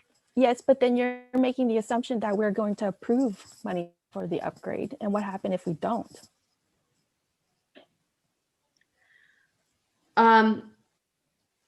Frankly, that's a great question. I think that the director of maintenance and operations and I did make an assumption. If the district decides not to go forward with it, like I said, these contracts are able to get adjusted throughout the year. With that being said, the Envision for Backtalk software is obsolete and it has been for a couple years. So it would be in the best interest of the district to look at putting together a project in order to get that upgraded. Exactly, and that should be in place first prior to having a new maintenance contract. So I don't understand why we're doing it backwards here. Doing the upgrade prior to the service contract, because we still want to continue the services. Yes, but it should be on 1 year, an annual basis until you upgrade the system. Okay. Yeah, so it shouldn't be over 5 years, including a possibility with an upgrade that's not included in the scope of work. It should be already included in the scope of work. What I could do is, as part of the contract, let's say we wanted to do it in year 2, I can add that scope of work of doing the upgrade. I think that this took a higher priority between the director of maintenance and operations and I, because there was a lapse in the service. So you continue to see an escalation in the number of calls where she required support. And in addition, we haven't been able to do the preventative maintenance in over 8 months. So we wanted to ensure that we were going to be able to do the preventative maintenance, identify the deficiencies so we can continue to support you guys, because the contract covers more than just the software itself. It's covering all of the controllers in the district, which, as I mentioned, is around 560. Miss Ash? Which I totally understand. But again, I think it wasn't well thought out, and that's the part that I'm kind of in disagreement with the current scope of work. Sorry. Yeah, if I may, at the end of the day, I think that's where I was going to come back to this is the you work directly with our director of maintenance of MOT.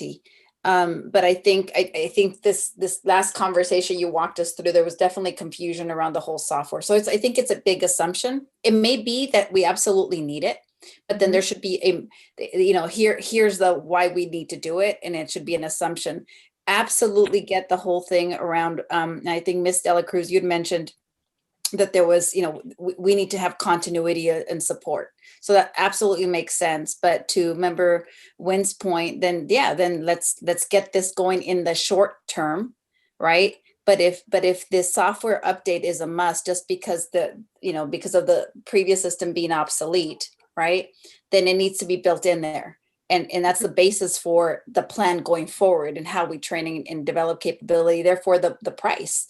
And therefore, I think, again, get it that we need to be building skill, but therefore we should see that escalation and de-escalation of cost. So my thought is, I think it needs to be brought back with just the, just the 1 year continuity of service. I'm not sure where we are, Ms. Dela Cruz, our superintendent, in terms of a risk, for this could be delayed for 2 weeks. But I absolutely agree. I think this is something that it needs to be thought through a bit better, so that the whole package is brought to us for consideration. That's my opinion. So, coming back to my question, I understand our software is obsolete, so you need to upgrade. So remember the question I asked for, looking at 2025. So can I assume after this upgrade, we wouldn't need another round of software upgrade from 2025 to 2030, or there will be probably another round of upgrade? I cannot speak to Allerton specifically, but our expectation is this software has been put in place for the past 20 years. So we expect the same type of life cycle for this upcoming software. So we would install it. We would install it, in next year or so, and then await, let's say, a 20-year life cycle. That's the expectation. Hey, Miss Ash, I'm wondering if we could look at, a couple of options, because I think there's a lot of questions here, and in order to move forward, maybe what we can do, what I'm thinking is we do a contract for the remainder of this year. Okay. So that we have continuity since the last contract expired. So we cover January through June. And then look at, specifically what the concerns and what the needs are in the next 5 years, where we're looking at possibly upgrading the software, making it current because we have something that's obsolete, what that looks like, including the separate project that you're talking about, because it's not included in here.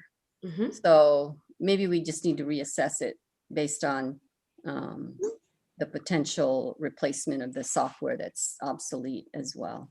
Yes, and I apologize if I'm coming off a little strong. I just want to see the full picture of the cost associated to the upgrade and how it ties into, the maintenance support and preventative maintenance schedules for these units.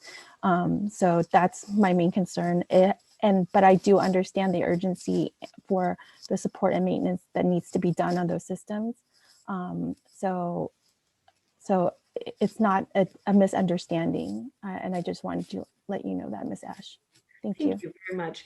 My goal here is really, I want to make sure that your district is taken care of, especially in this time where ventilation and outside air is the most important thing that we can do for our students. So I just want to make sure that we're working our very hardest for you guys. And I definitely understand the feedback that you have all provided. That was definitely an oversight on my part. I've been working on the project separately. In our world, they work separately, but for you guys, it makes sense where it would be, yes, we see this as a full package. So I can go ahead and start working with the team on a 6-month contract to make sure that your district is supported over the next 6 months. During that time, I can put together a project proposal to upgrade from the existing Envision for Backtalk to Compass, which is the current platform. This will be ran separately, but as the next 5-year contract, but can be proposed, and we can discuss this at a future meeting as a single package. And I think that might help put everyone at ease on what this all looks like together. Okay. So Mrs. De La Cruz, should we bring this back in 2 weeks, or should we modify that and vote for today? Well, Ms. Ash, is the 6-month contract, would that change? No, I don't see why it would. We would just not do years 2 through 6. Yes, so then what I might suggest is that we approve the 6 months, the January through June portion, which is the rest of this year. That's the modification that I would suggest, President Zhang. And the interesting thing is, if we're only talking about a continuing an old maintenance contract, then this 6 months, 27,000, I think that's probably on the upper end of the cost, right? For the support that the Director of Maintenance and Operation and I decided upon, we agreed that this was in line with what her expectations were. As you know, they've increased from previous years. And the reason why it seems like a higher number is that it's disproportionately higher in the amount of deliverables and the types of deliverables. So preventative maintenance is a different type of deliverable than a single on-site day. So that's why it feels more front-loaded, because you have the preventative maintenance and the firmware updates. Okay. So you are saying the $27,000 is actually more than the traditional 6-month period will do, right? Because even though we're approving the 6-month period, it's actually the work of roughly a year, right? You're nearly taking the old contract and condensing it into 6 months. That's the type of deliverable we've done. Okay. Ms. Ash, can I just get clarification? Does that include the training for the HVAC tech for this next 6 months? Or was that supposed to happen in next year? Oh, okay. Because the training is specifically on the newer software. Okay.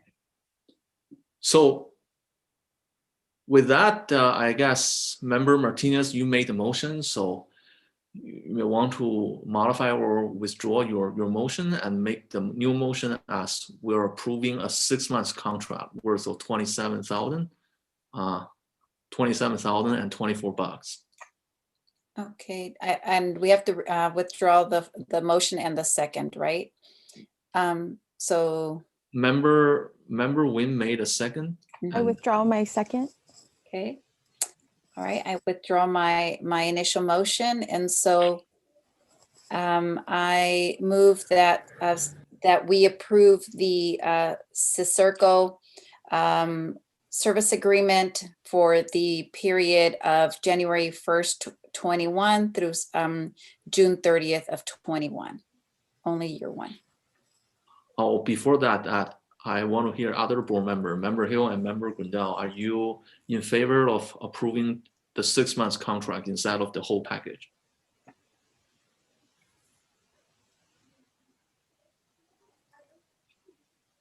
I think you are on mute. It sounds good to me, President Xiang. Member Grindal? I also agree. Okay, Member Martinez, can you repeat your motion?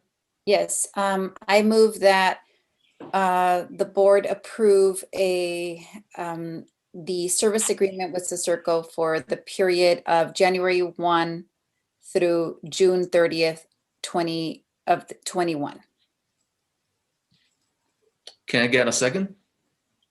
I second. Hey, I guess, Ms. Gutierrez, do you need to repeat the motion, or we can go straight to voting? You want me to repeat the motion? Yes, you can repeat the motion. Motion is to approve the CISERCO. Give me 1 second.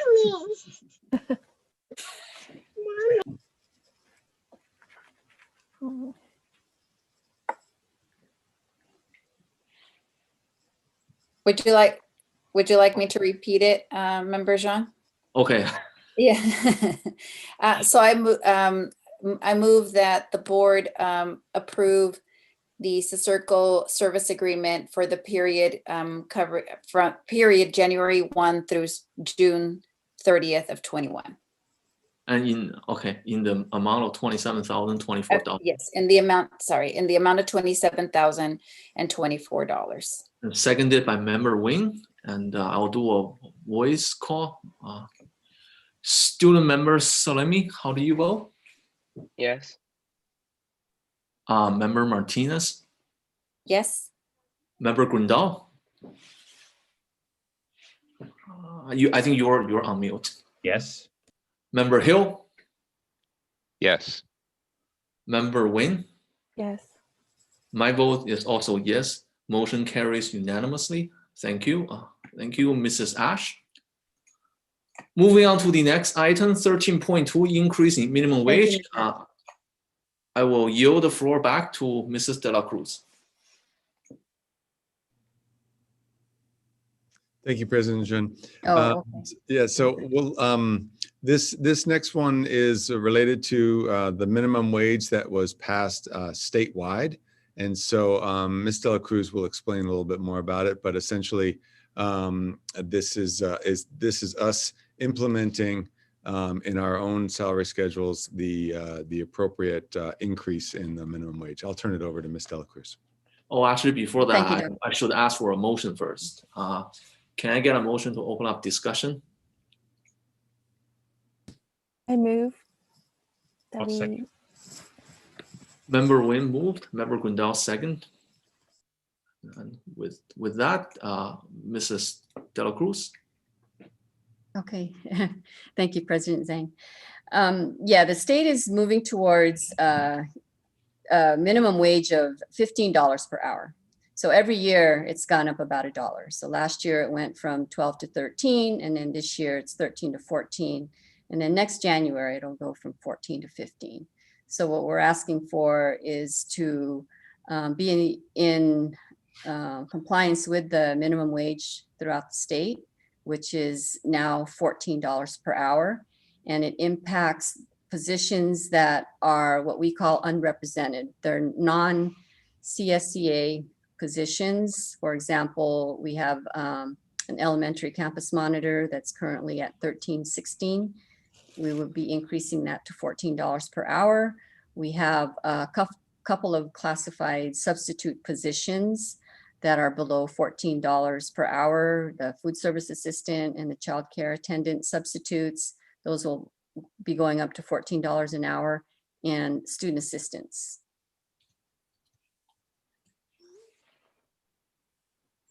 So those are the positions that are impacted by this minimum wage increase. Any questions and discussions? Isn't this mandated by law? Yes, it's a statewide increase. So we don't really have a choice, right? It's a formality. Okay. I vote yes.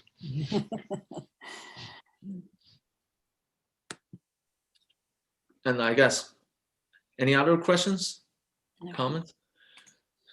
So just one small question. I believe the fiscal impact is actually rather minimum, right? Yes, so these positions are normally on what we call a time card basis. They're hourly time carded and they're on an as needed. So the impact would be very minimal. So it depends if there are any changes for the budget, we'll make those changes. Okay. Yes, if there's no more questions, Ms. Gutierrez, can you repeat the motion? Approval of the revised rates for the classified non-management unrepresented employees as presented to comply with the increase in minimum wage effective January 1st, 2021. Motion made by member Nguyen and second by member Grindal. I'll do the voice call. Student member Salemi, how do you vote? Yes. Member Martinez? Yes. Member Grindal? Yes. Yes. Member Hill, Yes. Member Nguyen. Yes. My vote is also yes. Motion carries with 5 ayes. Thank you. Moving on to the next item, consent agenda, personnel items, 14.1. May I get a motion?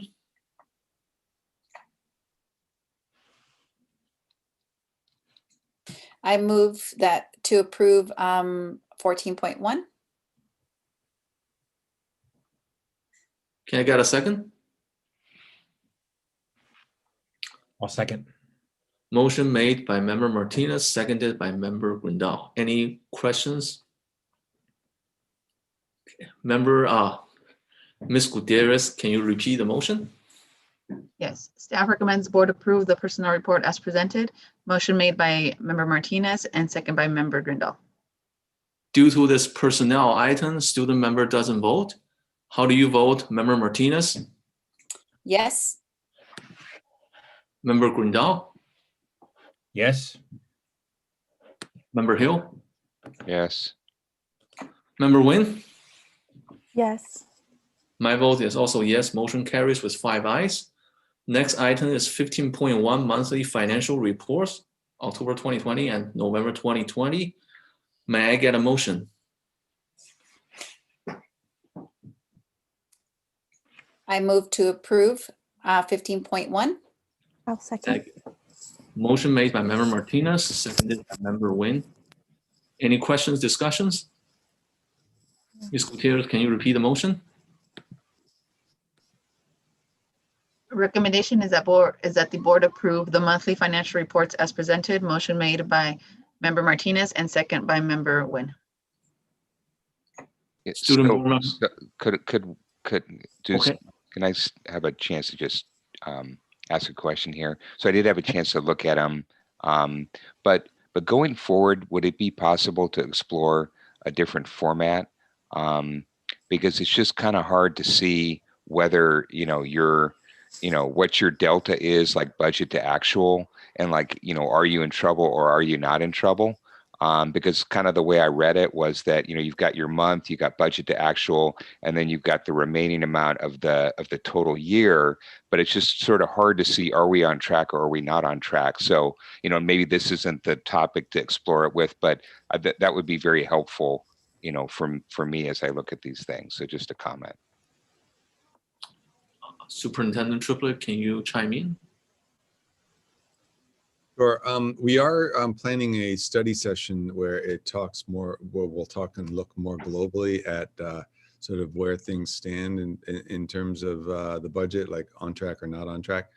But I'll defer to Ms. Dela Cruz in terms of what types of modifications we would be able to make to the general report. Yeah, so maybe this is something that we could talk about at our next study session, since the next study session is about the budget.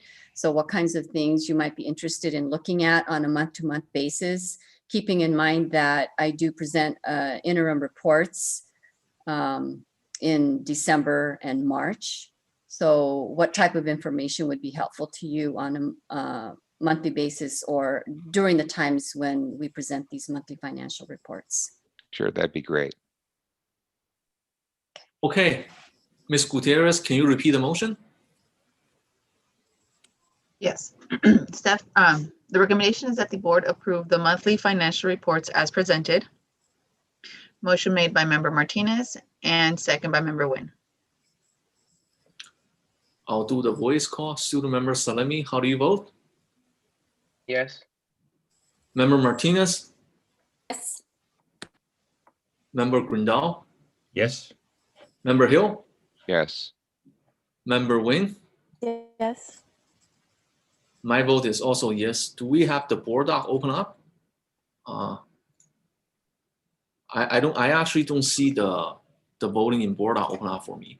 It came up and you voted yes. Oh, and then I closed. Yeah, so you had already voted yes, so I just closed voting. Okay, motion carries with 5 ayes. Thank you.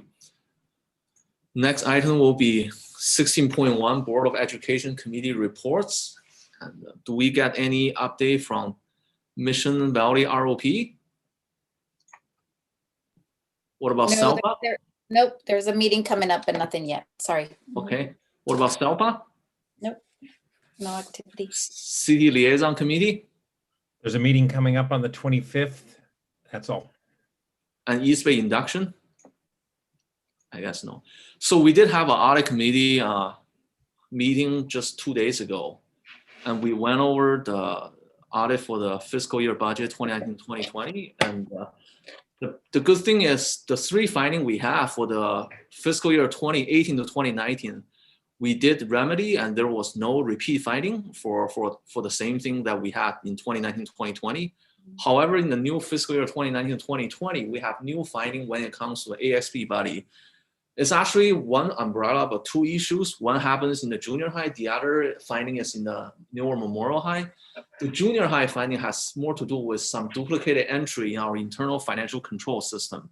So, and the finding in Newer Memorial High has to do with our fundraising, the number that we raise from our fundraising activities versus data entry. There are some discrepancies. So both of them fall under the internal financial control, and I believe Mrs. De La Cruz team has agreed that they will come up with a corrective action and present a plan in our next audit meeting, possibly tentatively scheduled at the end of March. And that's the summary of the last audit meeting. And another thing that we did obtain a charter for the audit committee for the school board. And the charter in the audit committee states that the board president doesn't get to be on the audit committee. So I will be stepping down from my position as the chair of the audit committee and also as a member of the committee. So 2 weeks later, the board meeting will need to vote for another member, a new member for the audit committee. So that's the summary for the audit committee. And I guess we don't really have the bond parcel tax committee anymore. Any other committee report that's not mentioned here? Okay, moving on to the next item, Board of Education request. And I will start with, I'll start with you, student member Salimi. I have no requests at this time. Okay, member Martinez. Thank you, President Chung. Yes, I just wanted to echo Member Hill's earlier question, Superintendent, with regards to the merger plan. I know that there is, you all are working to a timeline. If it'd be great to just start to see kind of what that timeline looks like. We don't, not necessarily nth level of detail initially, but just kind of see what that looks like, maybe with some key milestones that you all are working towards. I think that would be really helpful. Okay. And I just, again, I think just, really glad to have all of us together, and really looking forward to this year. I know we've got some training as a group coming up, so really looking forward to kind of getting some of our guidelines and protocols in place. So look forward to it. Hey, Member Grindal. Yes, no new requests, just Happy New Year to everybody, and echo Member Martinez's comments about happy to be here and looking forward to a great year. Member Hill. So echoing Member Grindal, so Happy New Year to everybody. And following up on an earlier comment that came from the public, I think it would be good also just to, like if there's a new program that's being basically offered, that we have a presentation to kind of learn more in detail about that, and also see kind of how it's going to tie into our overall like California school dashboard and metrics and costs and what we're going to get, a payback. So that's one. And then also, I do think that minutes are important. And so want to make sure that we kind of have a plan in place. It seems to me that we can just, it shouldn't be that hard to solve. So, but I think it is an important kind of, historical record. And so it'd just be good to, figure out what the challenges are and how we can put something in place that will solve it. And I think if we need to get more resources, I would propose, and I'm hoping that other board members would feel the same way, that if it's a little bit of extra cost, it's worth it, just so that we can get it done right. It's so important. Okay. Member Nguyen. Yes, I would also like to echo Member Hill's comment in regards to the curriculum and have an understanding of, like, there are certain new curriculum that come to the board for approval, and then and as a parent who have a child at the junior high and received an email from the principal there in regards to the new social emotional learning curriculum that is at the junior high, starting and with a change in bell schedule also. I think, you know, us as a board, we didn't get notification on that. So I think I would like to know the differentiations between which curriculums that come to the board for approval and curriculums that are not mandated to come to the board for approval. And yes, I think it would be nice if we do roll out those kinds of programs that we have a preview of what to expect for the students, and also for staff that have to administer the curriculum. So that's pretty much it. And Happy New Year. Grateful to be a part of this group, and looking forward to working with you all this new year. Okay, thank you. So I do have a request, and this is maybe more like take a bit of time. Might not be the top priority. I understand staff have pretty tight bandwidth. I do appreciate superintendent providing the enrollment update every month in the school board meeting. Enrollment, and also known in related ADAs, has been probably the most important challenges that we as a district faced, whether we consolidating schools, budget cut, planning for the ongoing off year. Enrollment probably plays a key role in.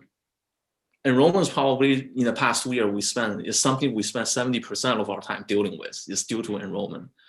And we have some theory regarding why we have declining enrollment, like maybe cost of living or not enough program. So I really hope that at some point that we can have a more detailed, more precise data and reason, if we can ask the parents who pull their kids out of the district as to why that our people are leaving the district. Because one thing I realized is that generally when we go to see a doctor, the doctor and us, we spend 70%, 80% of the time diagnose our problems. Half of them are trying to eliminate the possibility of other more serious disease. And once you spend vast majority of your time during the clinic, once you diagnose your problem, the treatment just becomes protocol. It only takes 5%, 10% of the time we know the treatment. Sometimes it felt like when it comes to education, public institution, the opposite is true. We spend 1% of the time like discussing our diagnosing the problem. And then we spend the rest of the time having multiple alternatives as to see how do we deal with this problem without really spending a lot of time trying to see what the real root cause of the problem. I mean, we have some theoretical thoughts. Maybe it's because cost of living. Maybe it's because somebody have terrible customer service experience. Maybe some parents think we don't have the program that can challenge their kids, but those are still theoretical. We never really have concrete data to say, hey, last year we lost 100 kids. 30 of them say because we can't pay rent, we moved to the cheaper rural county. 40 of them say just registration experience is bad. The other 30%, I hope we can get dual immersion program, but we don't. We can't. Our kids are not challenged. That's why we're moving out. So not sure that the feasibility of asking or getting these data, because I definitely feel like in our public institution, we tend to have a tendency about diagnosing the problem really quickly and spend 90% of the time presenting 4 or 5 different paths of solutions, rather than like when we're going to see our doctor, we spend 90% of the time eliminating other possibility of serious disease and figure out what your problem is, and spend only 5% of the time to really say, hey, this is a treatment. Because it's really straightforward. We know exactly what's wrong with you. So that's my request.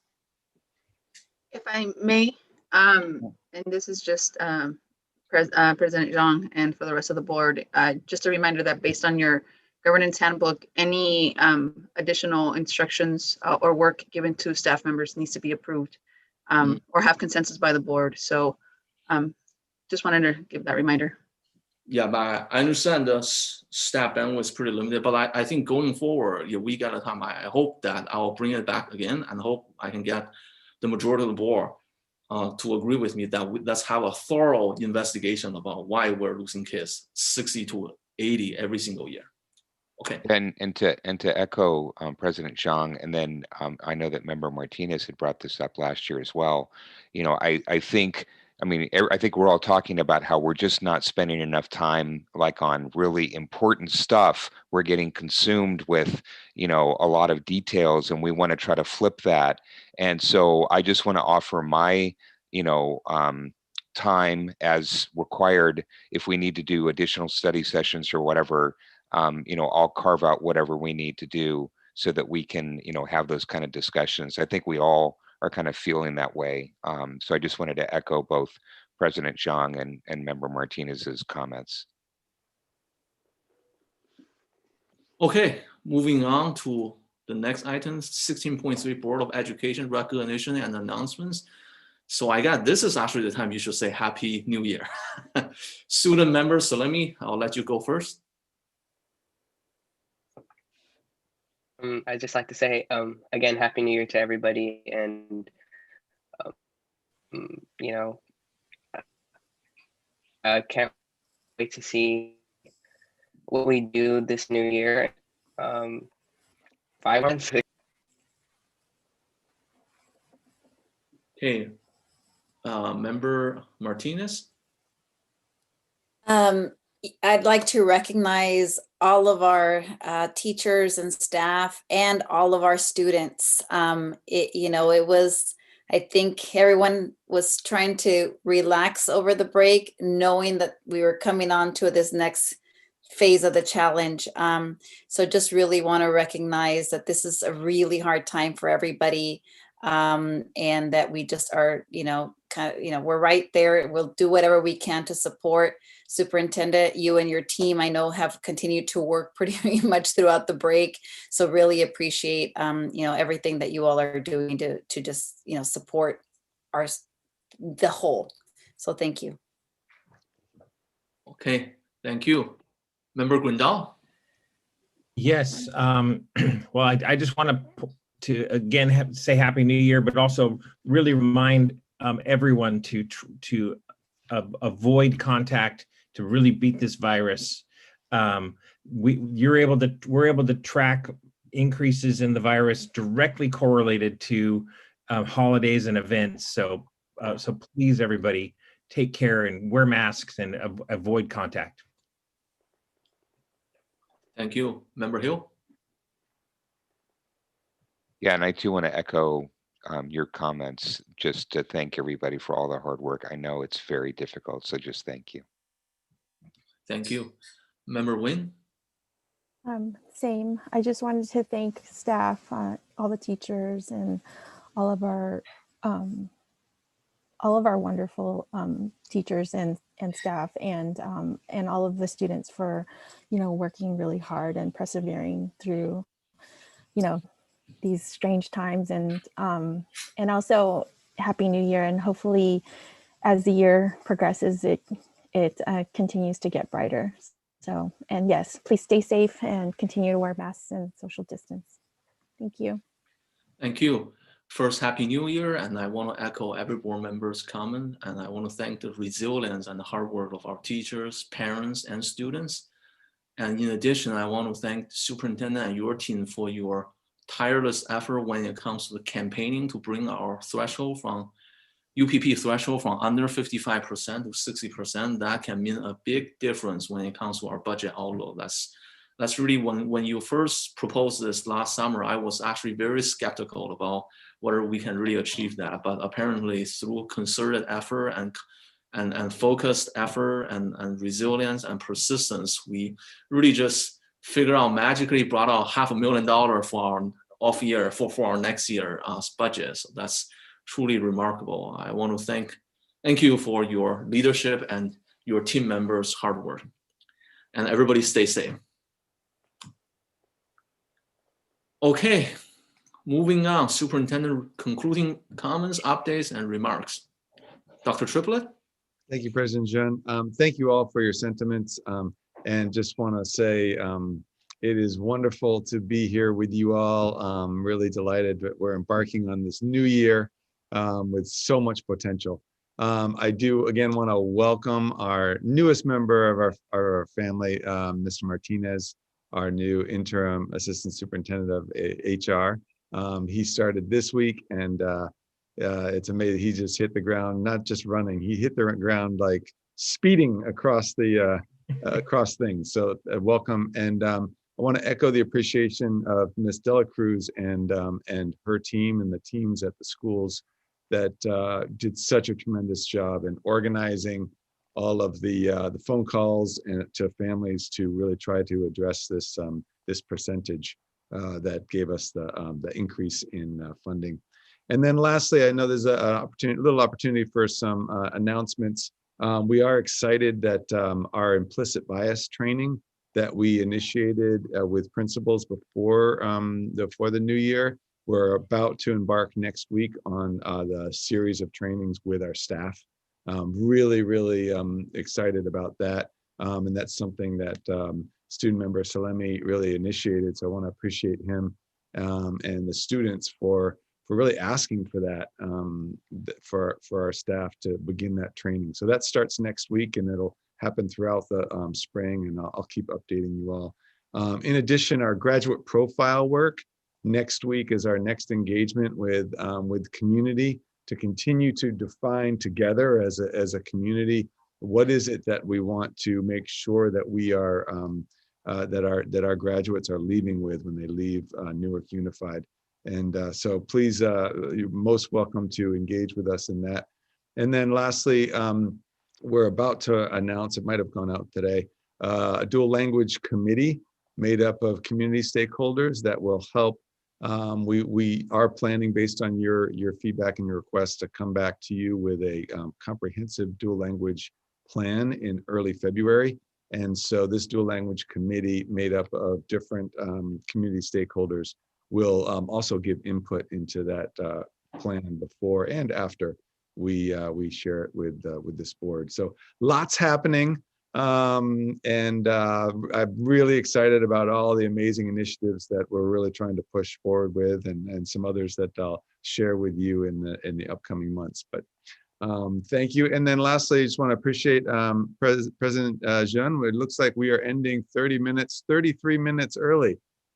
That's quite remarkable. Maybe you somehow stopped me from talking as much as I normally do. I don't know, but thank you. That's an exciting news as well. Okay, thank you, Superintendent Dr. Triplett. Our last item is the adjournment. May I get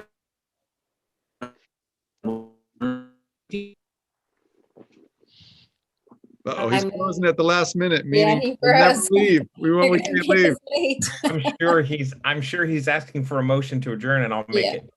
Okay, Yeah. I'll second it. A motion made by Member Hill, Member Grindal, seconded by Member Martinez. I'll do I got this voice call. Oh, there's a board. I got voice call. Student member Salemi, how do you vote? Student members Salemi. He's having a little trouble with his internet, so if you want to take the vote from the rest of the members. Member Martinez, how do you vote? Yes. Member Grindal? Yes. Member Hill? Yes. Member Wing? Yes. I vote yes as well. Motion carries unanimously. The meeting is adjourned at 9:28 p.m. Thank you, everyone. Have a great rest of the night. Bye-bye. Thank you. Bye. Night,